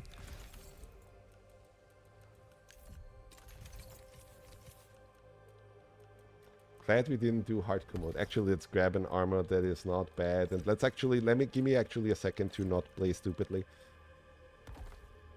Got it. Okay, let's try that. And Good Cough asked if there are more secrets like the Balakta one that we have where you have to like emote and stuff in the game. And I mean, you have to play to find out, but we do have more plans, more stuff that we want to add. That's like, yeah, for sure. You have to kind of like, run around and find. I always loved that thing. Like, I'm obviously a huge Nintendo nerd, right? And love what they're doing, right? And I talked to Ken Lobb back then a lot. Like, I really appreciated when Microsoft invited us, and then I got to talk to Ken Lobb. If people don't know, Ken Lobb is the guy, like, he worked at Nintendo in the early 90s and helped with a bunch of their stuff and so on, and was literally the reason why the club in GoldenEye was called that, right? That was basically an abbreviation of his name. And got Rare back then to do the multiplayer in GoldenEye and all those things, right? And he told me the story of like, well, that's the thing how Shigeru Miyamoto always annoyed his entire team, right? That he would come in and play the games at the very end of production and still ask for, can we add this secret here? And can we add this here? And can we add that here, right? And I always adapted that. It makes so much sense. It's like the logical thing to do, right? That you, as you play the game and, you know, you're getting closer to release, but you're seeing, oh my God, wouldn't it be cool if you add something here behind this waterfall, right? And would we, you know, we could do still this crazy thing here, right? Like that shouldn't be too hard to do and so on, right? And so, yeah, we want to add as much as possible. That's actually one of the regrets that I have with Ori. And that's part of the reason why we went with a different model for No Rest for the Wicked, was that with Ori, I always felt like I would have loved, with both games, to have even just a month more time at the end to add more secrets, to, you know, like, make areas that we couldn't finish, and so on, and to bring that in, right? And it never made any sense. Like, we never really got the chance to do that. And now with Wicked, the thing that I love about it, and the thing that I love about us going early access and going with this model, is that it allows us to do those things, right? And in some ways, we already did this, right? Like, we already went and added extra things to levels that you guys had already played, but now we added extra things to it and so on. And adding crazy secrets and so on is always one of the things that we really enjoy. I remember I had this, I even had, I think, David back then. I had him look into, we had an area in Ori that I wanted the player to be able to open if they would say a certain thing into the microphone. Like, the player would actually have to say that into the microphone. And obviously we never got that done, we never got that in, but those kind of things, like, I just love adding crazy things like that.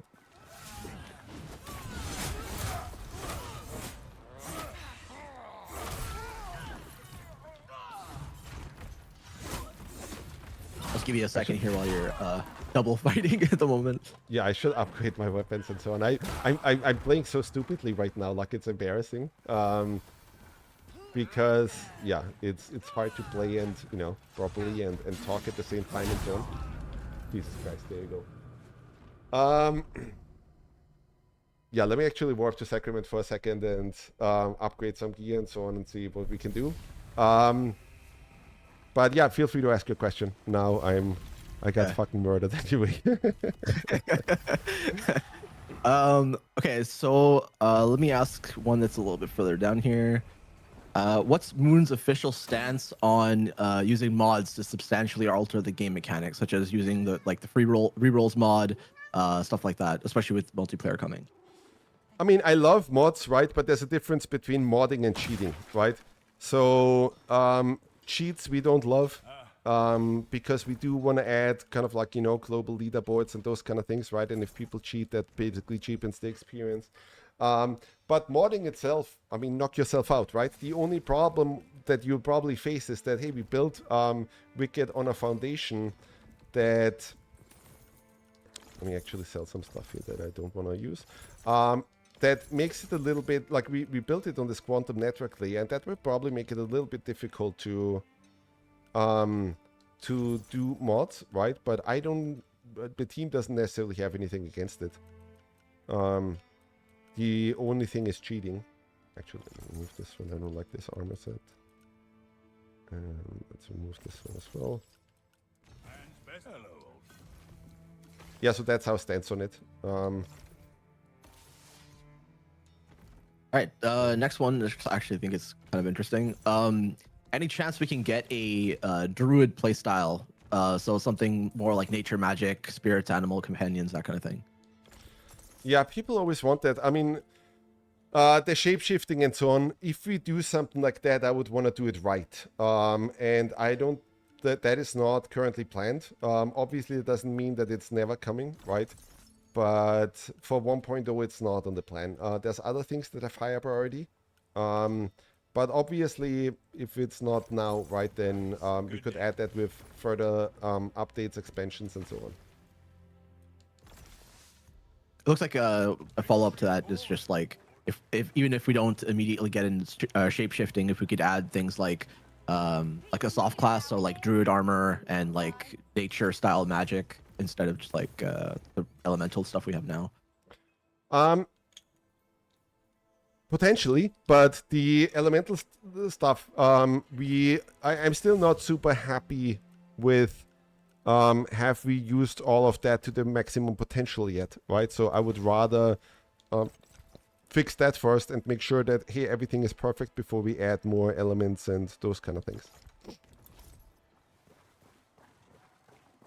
For those of you who are asking in chat, we have definitely discussed pets. I think it's come up multiple times. Yeah, this comes up every single time. We'll see. We already have petable animals now. What comes after us having added pets? Then people will probably want mounts and so on, right?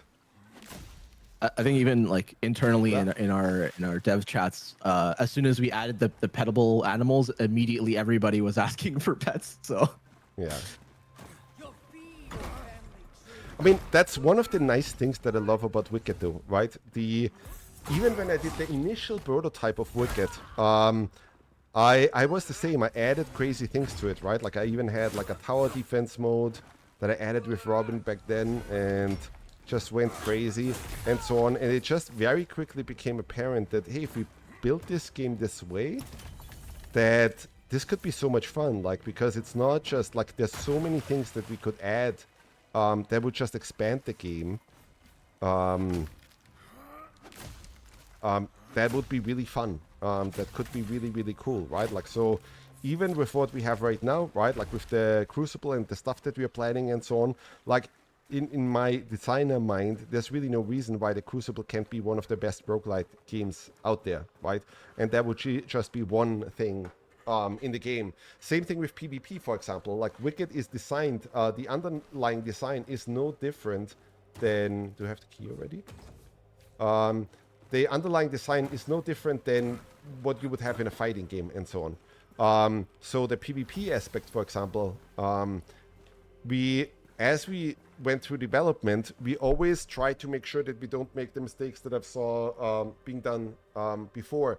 So when I was working at Blizzard, for example, one of the things with Diablo 3 was that the PvP never really made any sense, right? Because it had all these mechanics in there that would make sense for PvP. And so throughout development, I basically always asked the team, you know, that they should always test this stuff and so on in the PvP mode to make sure that our combat makes sense, and so that we don't kind of like back ourselves into a corner where we then can't do that.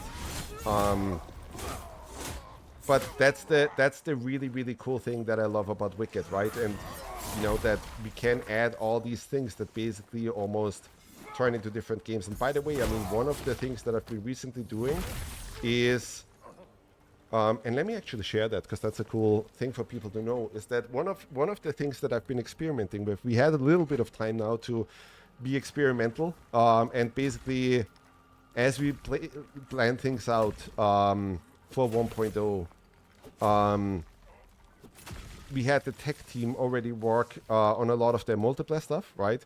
And in my after hours and so on, I just did a bunch of experimental stuff. That's also where the third-person camera stuff and so on came from, right? And one of the things I wanted to look into is solving the issue that players always brought up, and Patrick was always going on about, which is a lot of players didn't want to join early access, they wrote to us, because they're not interested in story spoilers, right? Like they like the story, and oh my god, I didn't even cook. I'm playing so crazy right now. Let's do this.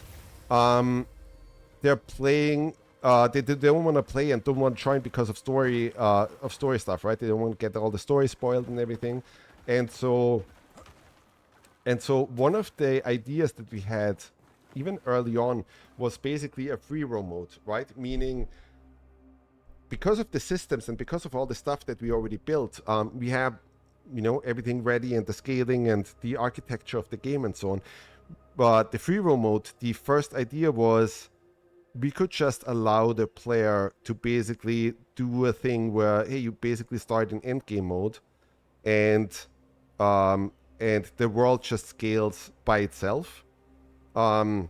And has some starting values and so on, right? But I always like the idea of giving players a way to play Wicked in a way they have never played it before. Meaning, hey, I could wake up on the coast, and if I would be so inclined, I could just immediately go to the Black Trench, right? Because right now what we're giving you is a very directed experience. And that then transformed into, you know what? We could probably add a survival thing here, right? Where we could change it up even further, where you would really play it in a completely different way. Meaning, you start on the coast, and then you go out and get some resources, and we change the crafting a bit, and now you're basically playing the map. The quest stuff and the story stuff in that mode doesn't really matter that much anymore, right? But basically meaning, hey, during the day you roam out, you get some materials and so on. During the night, crazy stuff happens and crazy monsters spawn and so on. And now you have to take care of yourself and so on, right? And there's other things that you have to take care of and so on. And I think that stuff is really interesting. And that's what I love about Wicked. The expandability, right? And how much stuff we could add to it. There's this vision, this idea of like the perfect ARPG, right? Or the forever game and so on. And I'm really interested in that. Like building the thing that would just get me excited every day about like, hey, playing the game and developing something that feels so different. In many ways, I just also had a call with Chris Wilson from Grinding Gear Games. I wrote him after I had this an interview with Aaron from Aaron Action RPG, and had a long talk with him because I thought it was so interesting how he did Path of Exile for a decade and was basically the head of the studio there, and always had to come up with new things and so on, right? And so we had a really interesting discussion. I would love... There's actually something planned, but I don't know if I can talk about that yet because I don't want to step on everybody's toes. But I would love to you know, to have people just hear how every designer of the bigger ARPGs out there and so on approaches ARPGs and talks about their vision and so on, right? Because that could be so interesting, because we all approach it from a completely different angle.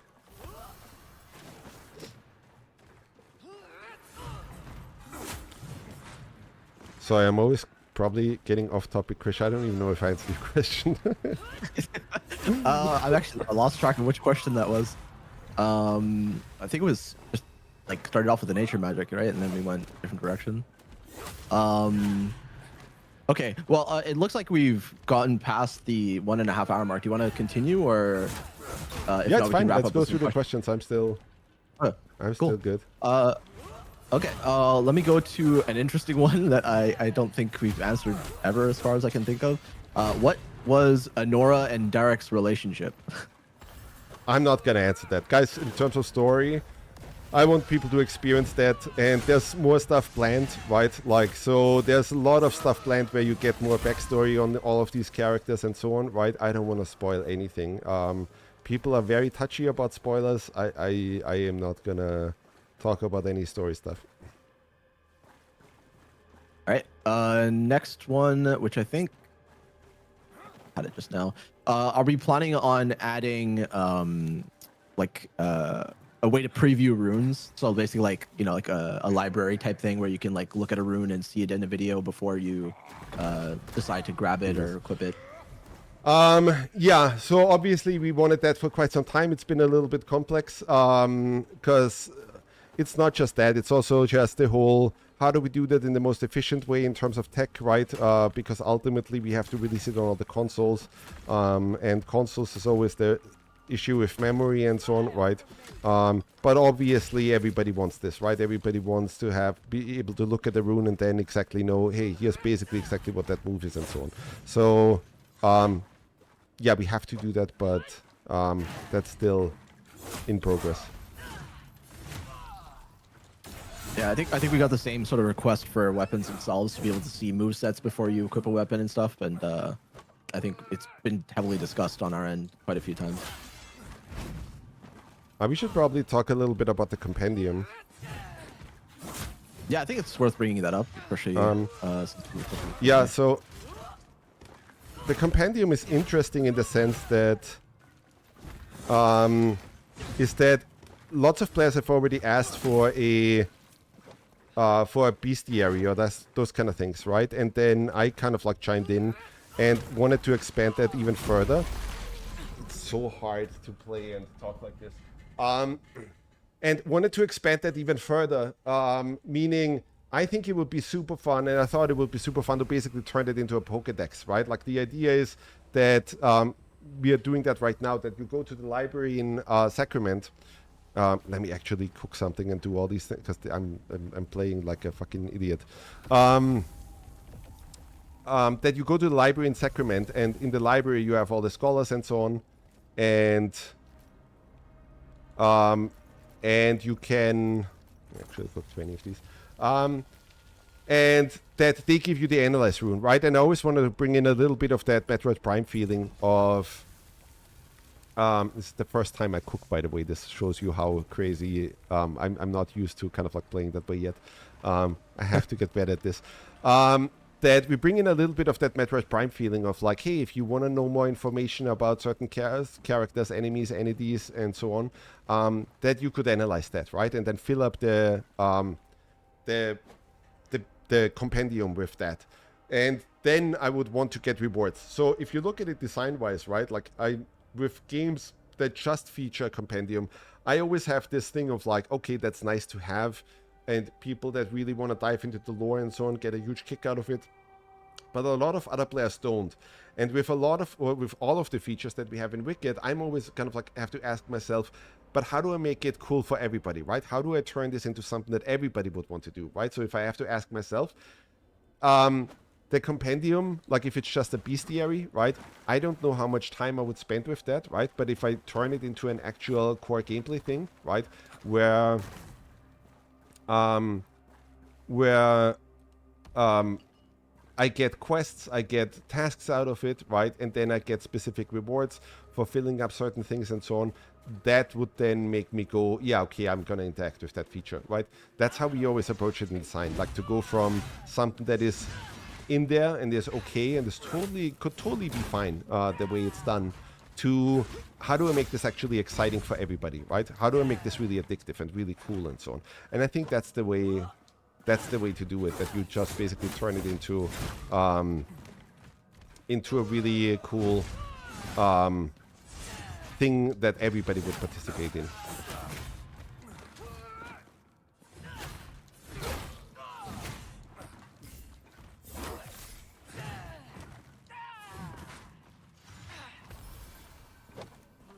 Chris, you read the next one? Yeah. For another one.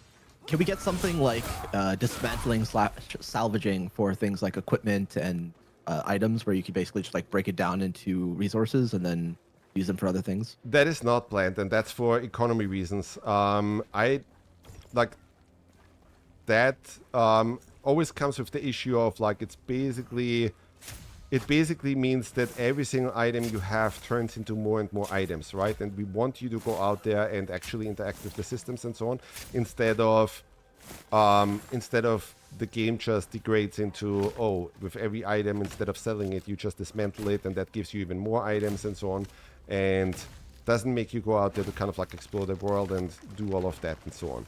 So for economy reasons, that's not something that we want to implement.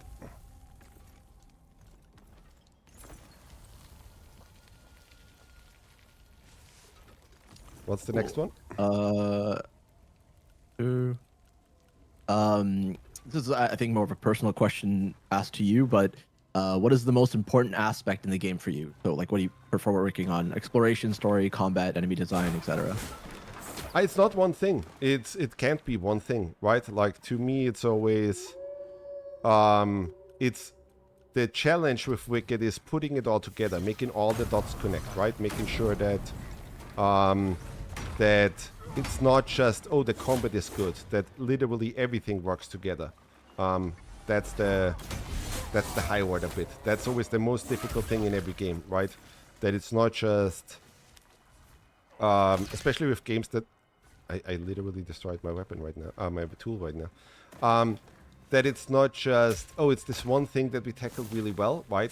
But the difficulty is in making all the dots connect, making sure that everything works together. That's super, super hard. If you look at, for example, I mean, that's the thing that I've always been scared of, right? If you look at Will Wright is a genius designer. But I think the older folks in the chat probably remember Spore, right? And Spore was this game where he kind of like wanted to make a game about life, almost, right? And what happened there? And the problem that you saw there was that it was a game that had multiple games inside of it, but each of those games wasn't all that good. And that's the thing that I'm always scared of when I'm designing, that we could fall into the same thing, right? And I think the cure for that is making sure that that you don't go too wild, you don't go too crazy, right? Like, you don't want to have, hey, this game is... What am I doing? I have a lot of respect now, a lot more respect for watching streamers and so on, and seeing them playing badly, because if you... it's quite the challenge to keep everything in your brain at the same time. But to answer the question, like, that's basically it, right? The goal is really making sure that all the things fit together, that it's still an action RPG, but within the action RPG, what are the adjacent things that we could do to provide as much value for players as possible, make the experience as varied and as fun as humanly possible.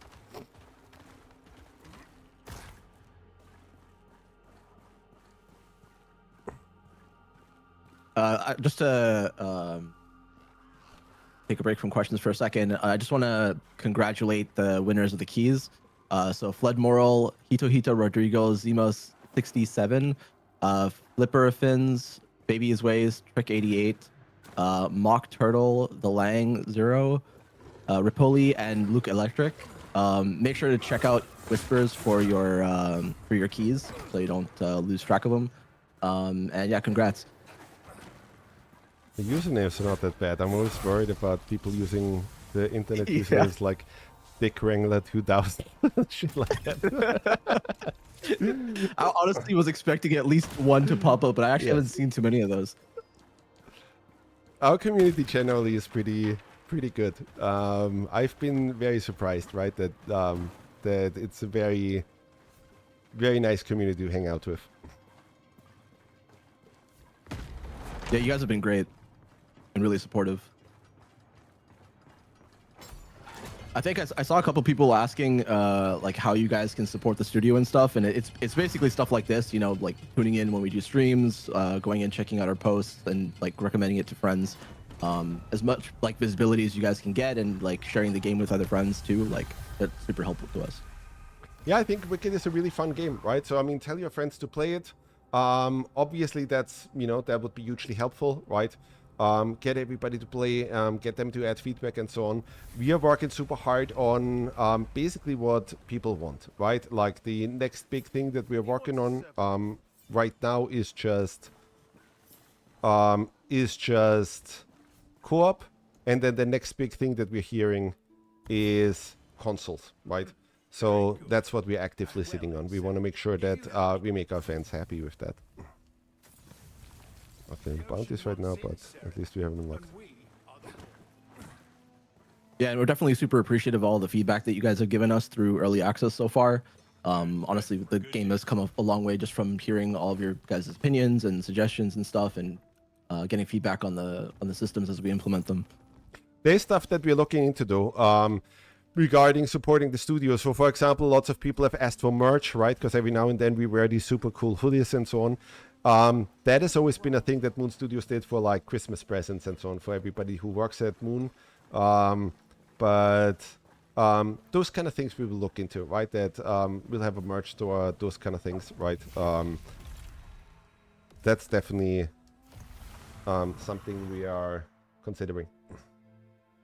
Someone in chat asked about an art book, and I can say we definitely discussed having an art book for sure. Yeah, we actually had a really good relationship with Future Publishing, who did the Ori art book for us. And yeah, we've been in talks with them for quite some time regarding Wicked, and we'll see. All right. Actually, quick note before moving on to more questions.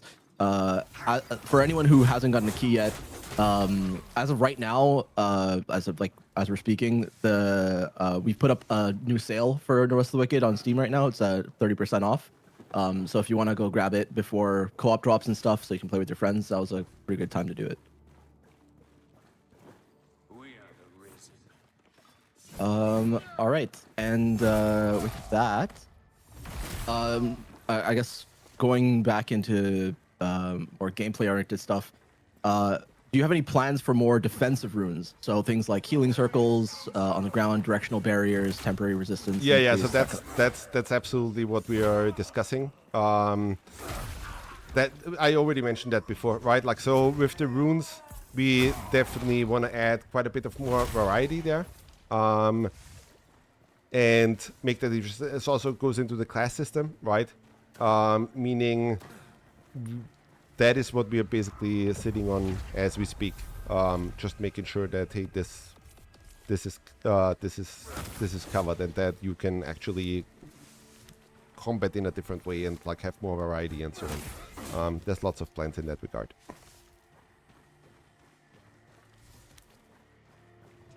I'm not surprised by this one, but one of the upvoted questions. Any chance to expand the character customization options? So like adding more muscularity sliders, like arms and leg adjustments, body hair, etc. Markings, tattoos. Yeah. So, I mean, for early access, we did, you know, kind of like the basics for our character customization, right? But we always wanted to add more there. And we added a little bit more there already during the early access phase. But yeah, it's definitely something that we're looking into because character customization is important.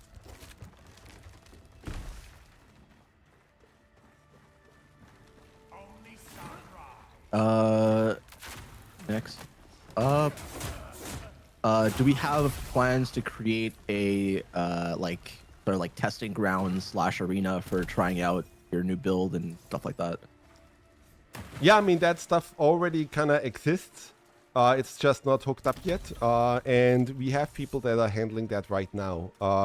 So if you actually go to Sacrament and you see Borov's Arena, kind of like at the top of Sacrament, where the fortress is, there is already a training arena. The dummies are just not hooked up. But yeah, that is definitely on the plan. That's way too heavy.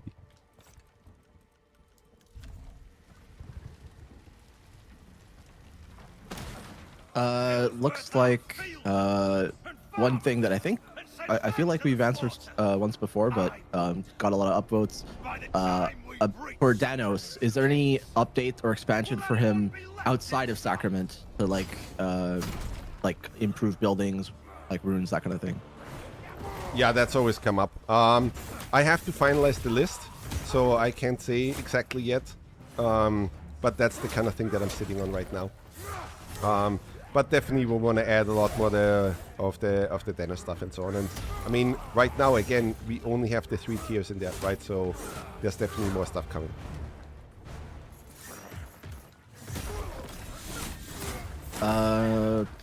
Another one similar, but not really. Are there plans for more quests for the vendors? Because they're great characters and people like interacting with them, but there's only like a couple of quests so far. That's generally always been the thing that we wanted to do, right? To have not just, to not have 20 towns, but then to have actually interesting stuff going on with the vendors and so on, so that people would actually care about Fillmore, Eleanor, and all those people, right? That's definitely something that we are looking into, right? Like that we always wanted to support them. I think this one you'll like. What are your plans for improving stealth? We have a lot of plans. They're ongoing. They're already in progress. Yeah, there's quite some playstyles that obviously we want to support, right? Right now, Wicked is very kind of like just melee heavy, but there's tons of things that we can do. And right after Breach Refined and so on, I basically went through this massive effort of like making sure that he would look at all the animations and so on that were done during production and so on, and making sure that all of them are hooked up, and then basically making a list of like, hey, what can be used with what and so on, right? And so what would I like to see kind of like in Final in 1.0 using these. So yeah, there's a lot planned. There's a lot of discussions going on regarding just adding more and more variety and making sure the combat feels even better and so on. Another thing that, by the way, I want to bring up, and I'd like to know what people think about that, is I always, and especially kind of like for PvP multiplayer and so on, right? But even for the main game, one thing that I always wanted to add is more of a combo system, is basically what we called it internally, right? But what I mean is something that, like a system basically that rewards you playing really well, right? You dishing out hits without getting hit in return, you making cool moves and so on, right? And introducing a little bit of that, I will show that I'm pretty old, right? But that Unreal Tournament kind of like 99th feeling of like, bam, you did something really cool. Bam, now you did this and so on, and rewarding the players for that. I think that would add quite a bit of depth and so on, and reward you for playing the game in a really stylish, cool way and so on, right? Like, hey, you did this thing, and you did attack, blink, special or something, right? And that would actually reward you for doing a cool sequence and so on, those kind of things. I think we had a lot of like early discussions too around like selfish playstyles, like especially with sidling and then like knocking on the wall so the enemy kind of like gets their attention attracted in one direction and then you go around and backstab them and stuff. I think it was like a pretty big discussion. Yeah. There's actually, we did have that hooked up, but we had to remove that at some point. But there's a lot of that stuff that we, that Metal Gear Solid kind of thing that that comes with the perception system of our enemies and so on that we want to bring back now. Where the enemies just generally, we are trying to make the enemies feel a little bit smarter and have it be more fun to kind of like play cat and mouse with them and so on. I think that'll be super fascinating. That there's a lot of low-hanging fruit there that could make the combat even cooler. I mean, generally, guys, with the combat and everything that we're looking at, right? Our goal is to kind of like perfect it more and more and more, and to ultimately have something where people would even say, "Oh my God, I love this more than Dark Souls," right? And what Elden Ring did, and so on, right? And there's a lot that we can do. There's a lot that we have on the table that we are discussing, that we could really still squeeze tons and tons of fun out of it. And that's the thing I really love, right? To go into these things where, you know, hey, what we have right now is good, but how could we make it even better, right? How could we add, like, squeeze that little bit more fun out of it and add that bit more depth there and so on, that kind of stuff.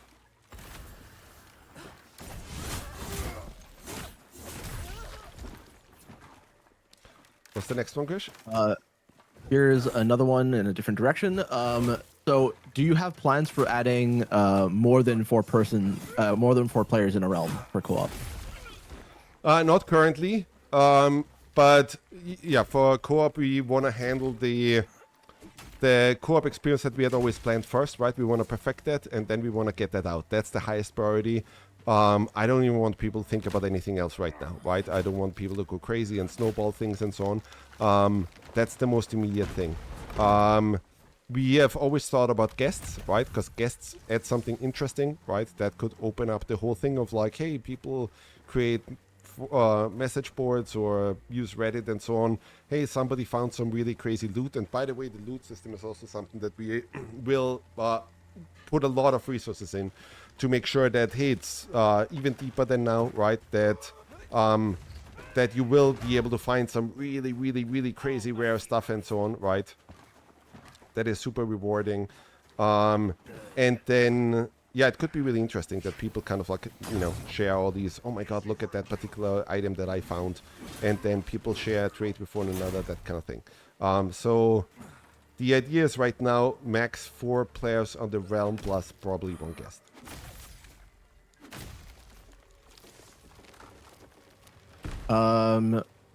Another thing, which I think is kind of similar to the questions about the compendium, but will frame data for player moves and attacks ever be given to the community in official capacity? So like how many frames attacks have and stuff like that.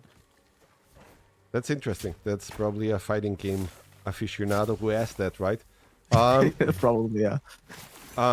We could. I don't see why not. I mean, we are working on with that data the whole time, right? And like, hey, if people, like, generally, that's the thing that comes up with wikis all the time, right? We do have an exporter and an importer now in our item manager. That makes it fairly easy for us to throw some data out. So if people want to make wikis and so on, that we could give them that. We just have to find the best way to kind of like, you know, put that online and so on. And we'll see. We have the website now, right? We could add more stuff there, etc., etc. So we'll have to see. I think question from chat, which I think we kind of discussed a little bit recently, but are there plans to like change/improve the backstab gameplay? So like adding more ability to backstabbing different enemies. I think the class system will handle a lot of this stuff. So, I mean, generally, there's a lot of stuff going on with that right now, right? With just the classes themselves. How do we add variety? How do we make sure that they really play in a very distinct way and so on? And so, obviously, then if you play into something like Assassin, right? Then you would want to be able to kind of like say, hey, I make that playstyle more viable for me, right? That I could literally kind of like play Wicked as if it's Metal Gear or something, right? That's the thing. And that would also mean, hey, maybe like I give you a character trait where you deal more backstab damage or those kind of things. Or backstabs become easier to pull off. Or I can jump over enemies and then get a backstab from there and so on. that kind of stuff. So that's basically what we're looking at. Like we have to look at it holistically in terms of how does stealth gameplay in general play right now, right? And then what can we do to improve that? Same with mages and bow builds and so on, right? And over time, like we always, you know, just trying to improve.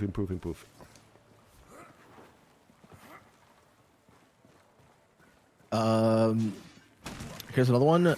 So when will the level cap of 30 be increased? And what do you expect the level cap for like endgame to be? I don't want to give that away just yet. But it'll be increased by quite a bit, right? Because we are only like showing the first 3 tiers right now. You're only getting up to level 30.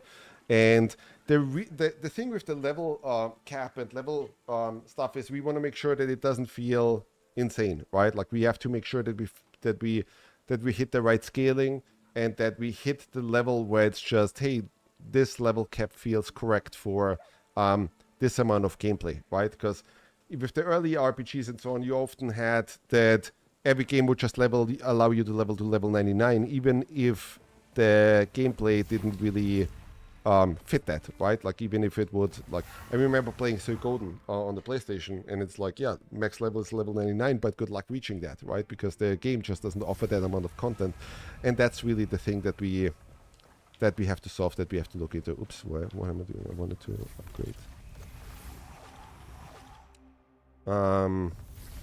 Yeah, so I hope that answered the question.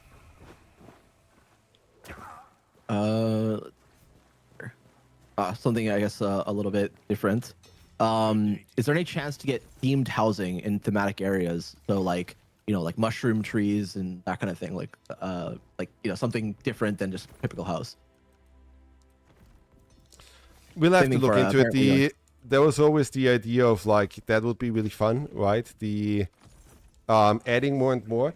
I'm more interested in adding the features first, making sure that people have that. Like for example, we already see a lot of people going crazy with the houses and adding stuff, right? And like now that we add like even more furniture and even more things and so on.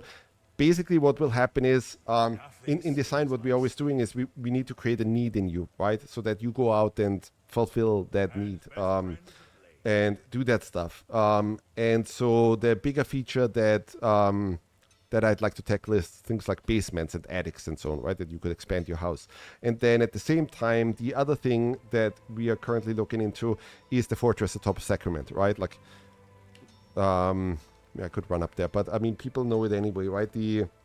At Borov's Arena, if you run further up, there's this destroyed fortress, right? And the plan with that has always been that basically becomes our guild house. Meaning that's the same as like in Ultima Online buying a castle or something, right? Like that. What you have right now in the game is there should be a nice progression line from, hey, you start the game, you get that little space in the rookery, but you very quickly outlive that space in the rookery, right? Because it only has that one chest and one bed and so on. And then, 10 hours in or so, you want to start getting your first house, right? But then at some point, hey, the house isn't even enough, right? And so then the idea is at the very top of Sacrament, there will be the fortress. That is gigantic, right? But that's kind of like one of the end game things of like, hey, save so much money and resources and so on, and then you can get it. So that will be one of the kind of like really, really final things for people to get at 1.0, right? That people just have that ginormous fortress at the top that they share that fulfills all your housing needs, and where you can really build a factory out of your house and so on.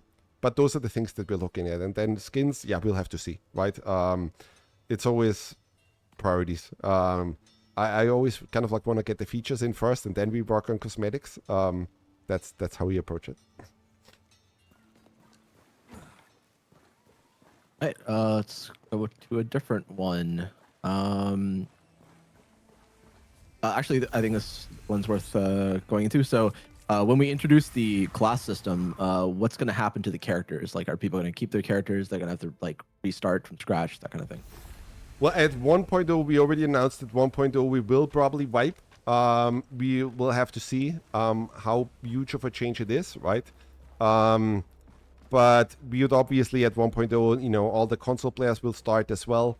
So it would be good to kind of like have a clean slate there, right? Yeah, that's the idea. That this will be quite a dramatic change to how you build the characters. There will be a lot more depth there and so on. And then just generally, if the game is final, the game is final, right? And it makes sense to kind of like wipe the slate clean so everybody has a fair starting point. At the same time, what we had been discussing, and I think that's really cool, is we want to reward players to be part of early access, right? So one of the things that we want to do is to make sure that we add more rewards. Right now, we basically just have that serum armor, right? That people got basically from the start of early access. We want to add more things there so that it's really enticing to kind of like join early access to help us on this journey. And then also have that carry over to 1.0, right? So that people who played early access, that they already obviously have a huge boost because they know about the game, they know how to play it. But then also, well, certain things you will only get if you join during this period. That we think is a nice thing, right? Like a nice thank you to everybody kind of like who joined us on this journey.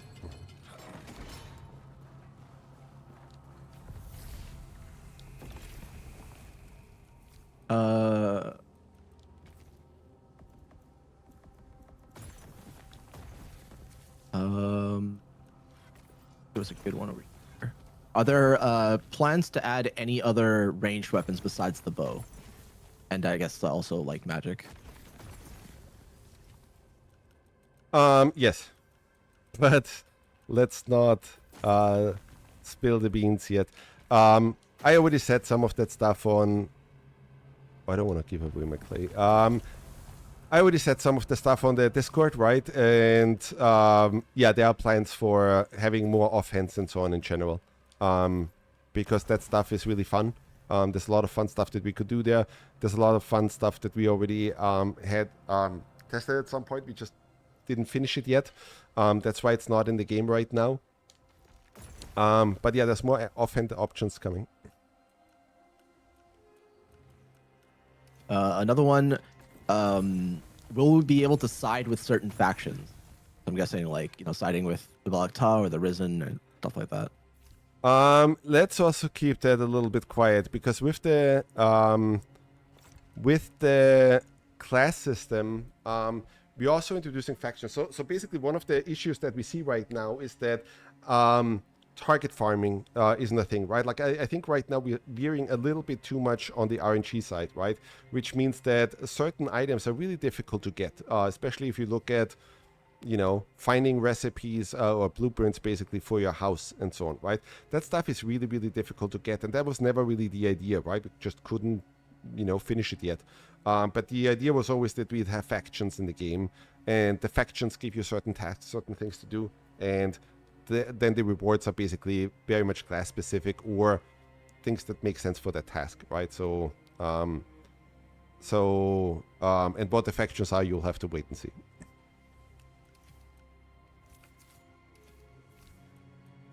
I think we're like mostly through these. It looks like someone asked about what the price of things like DLC is going to look like compared to the base game. That we still have to kind of like decide, right? But obviously, like Remon Studios, we don't want to price gouge people. But we'll still have to decide on that. I honestly don't know yet. But we're certainly going with a model that is more similar to something like Destiny, even though Destiny also did MTX, right?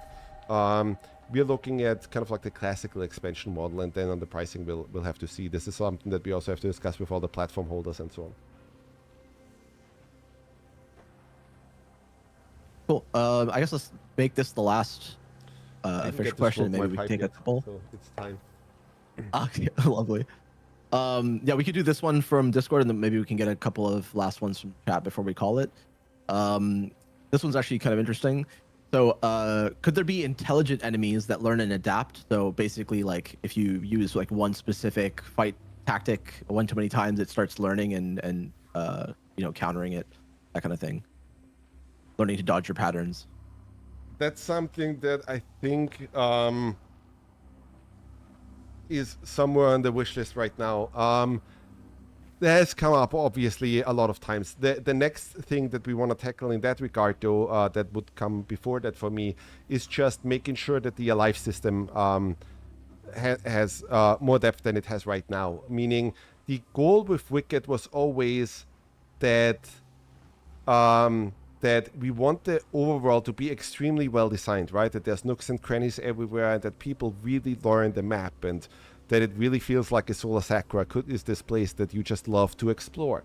And then the idea was, how do we keep it fresh, right? And the answer to that was, well, we add enemies and events and crazy stuff there that is not static, right? That's the thing that, for example, with the Souls games and so on, that's basically the problem that you have, right? Like if you play the Souls games in that sense, if you play it like an ARPG or something, right? You know exactly where every character is positioned. You know exactly where all the characters spawn. They will always be in the same spot. And it will always be the same types of enemies, right? And that's the thing that we wanted to fix with the Alive system. And I don't think we're quite there yet.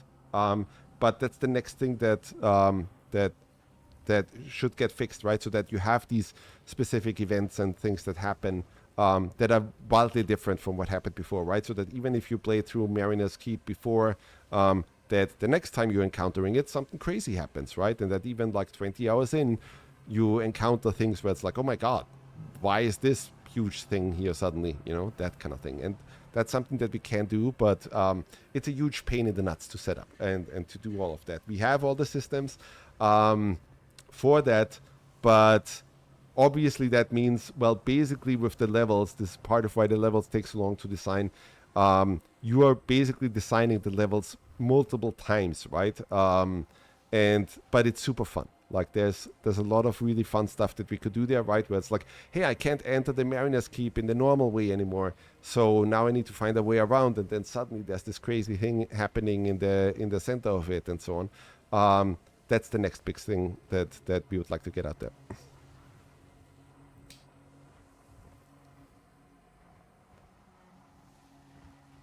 All right. I guess let's open the floor to a couple of questions from chat before we call it. So if you guys have any lingering questions that we haven't answered thus far, then feel free to drop them and I'll pick a couple. Let's see what questions people have. Like there's one here for Crucible. Would you ever consider adding item quests to the Crucible? For example, you can select an item and based on the quality of that item, you will have to do X Crucible floors, X runs to get the loot you need.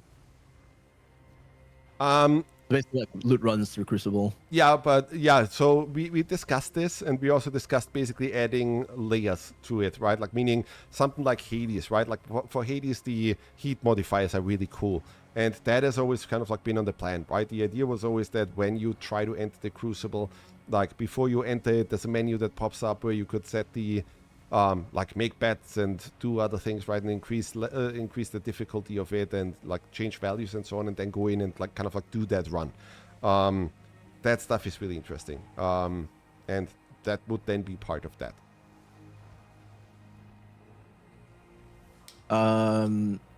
Any plans for couch co-op? I would love to do it. I had a really interesting discussion with Nintendo about that. But I think, especially for 1.0, right, like no. We'll make sure that the multiplayer works and so on, but it would obviously be a really cool thing. Like I loved playing couch co-op, like Diablo 3 and so on, right, those kind of things, because it basically turns an ARPG into a party game. It's actually really fun, surprisingly fun, but at some point, not now. There's another one here. Will we be able to queue up for PvP playing against random players? I can answer that one. Yes, we will have matchmaking for PvP. There's still a lot to discuss there on our end, but we've already kind of started playing around with the idea of matchmaking and tested it out and stuff. Well, generally, one thing that PvP, yeah. Oh, sorry, Christian. Like we have a little bit of lag there, so I didn't want to interrupt. Oh no, it's fine. I was just wrapping up saying when we actually do end up adding PvP, we will have matchmaking. Yeah. Generally, I think it would be really fun, kind of like to, you know, with multiplayer, kind of like have the leaderboards and that kind of stuff in there, right? Meaning that if you do a Crucible run, that you actually understand how well did you do compared to other players and so on, that kind of thing, right? That also really would, I think, help with the competitive spirit that people have, right? Of like, I'm in the bronze league on this thing, right? And hey, I want to get, you know, I want to get up there and rank and so on. Those are things we're looking into. Yep. Trying to skip past the console questions. Answer is console's coming for 1.0, and we'll have more info when we do. Let's see here. I guess something you kind of touched on a little bit, but are there any plans for guilds you can join, similar to like Skyrim, Fable? That's the factions. That's what I discussed before regarding factions and so on. So yeah, you would. It's basically that. Cool. Here.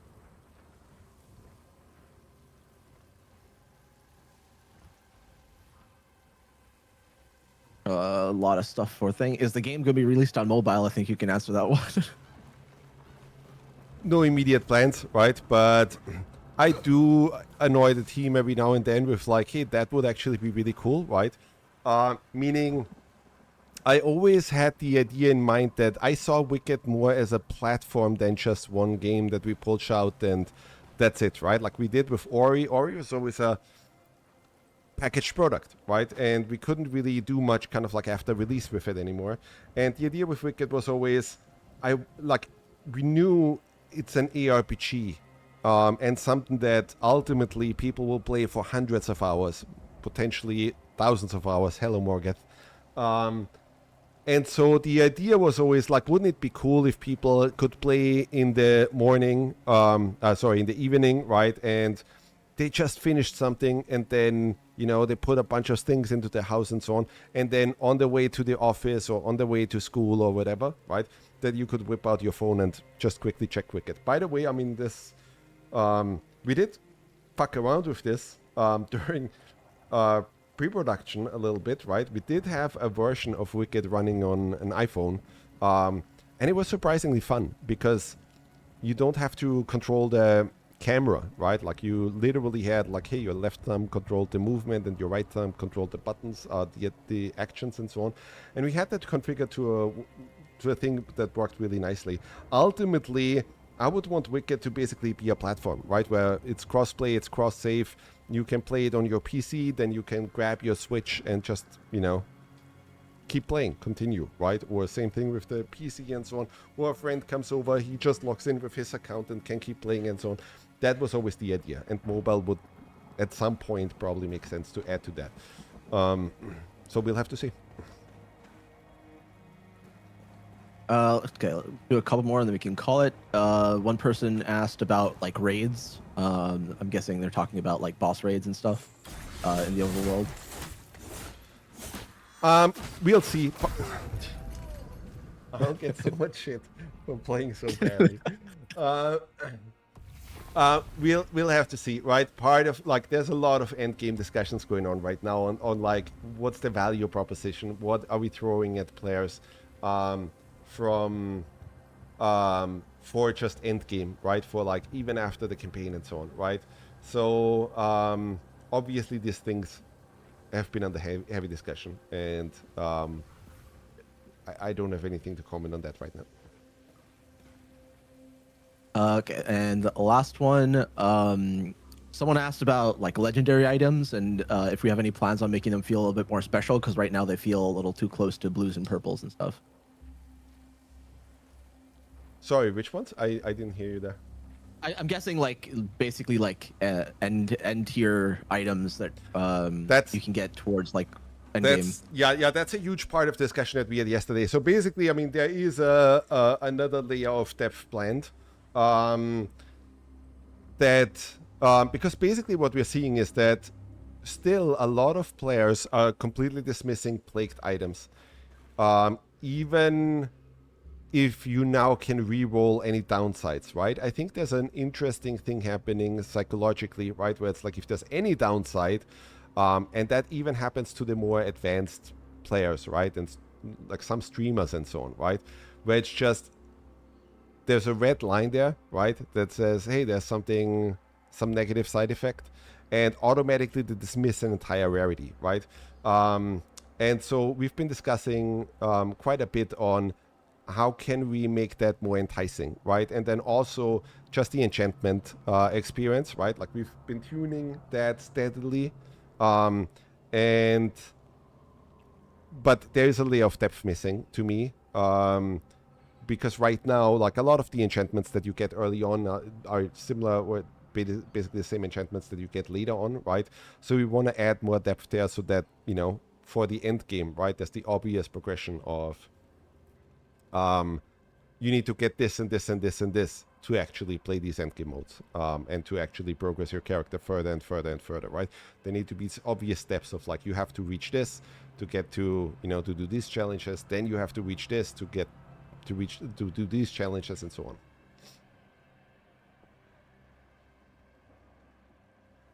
Cool. I think we can call it here then. Cool. Guys, this is the first time we're doing this. I learned a lot during the stream because it's really fucking hard to play this way and to talk. Krish basically bounced me into this and was like, hey, you know, it's gonna be easy. But we'll see, right? Like we want to do more of this, and we'll see kind of like what the feedback is. We'll see kind of like what the big questions are that people have and what kind of format we should take with this. But I hope people enjoyed it, and yeah, this is just the start, right? Like we want to do more and more. We want to have more interaction with the community. We want to be more open, more, you know, and answer just questions way more directly, right? So, so that there's more of a back and forth, and everybody can join. That's the idea. Yeah, definitely. And Apurva, who is our marketing lead, and myself will constantly be thinking of ideas of running events like this. But yeah, if you guys have any ideas of things that you guys would like to see in the future, feel free to reach out to us. I did see quite a few people mention playing together in co-op on stream and stuff. We'll definitely look into that as well. I think it could be a cool event to do. And yeah, hope to see you guys on the next one.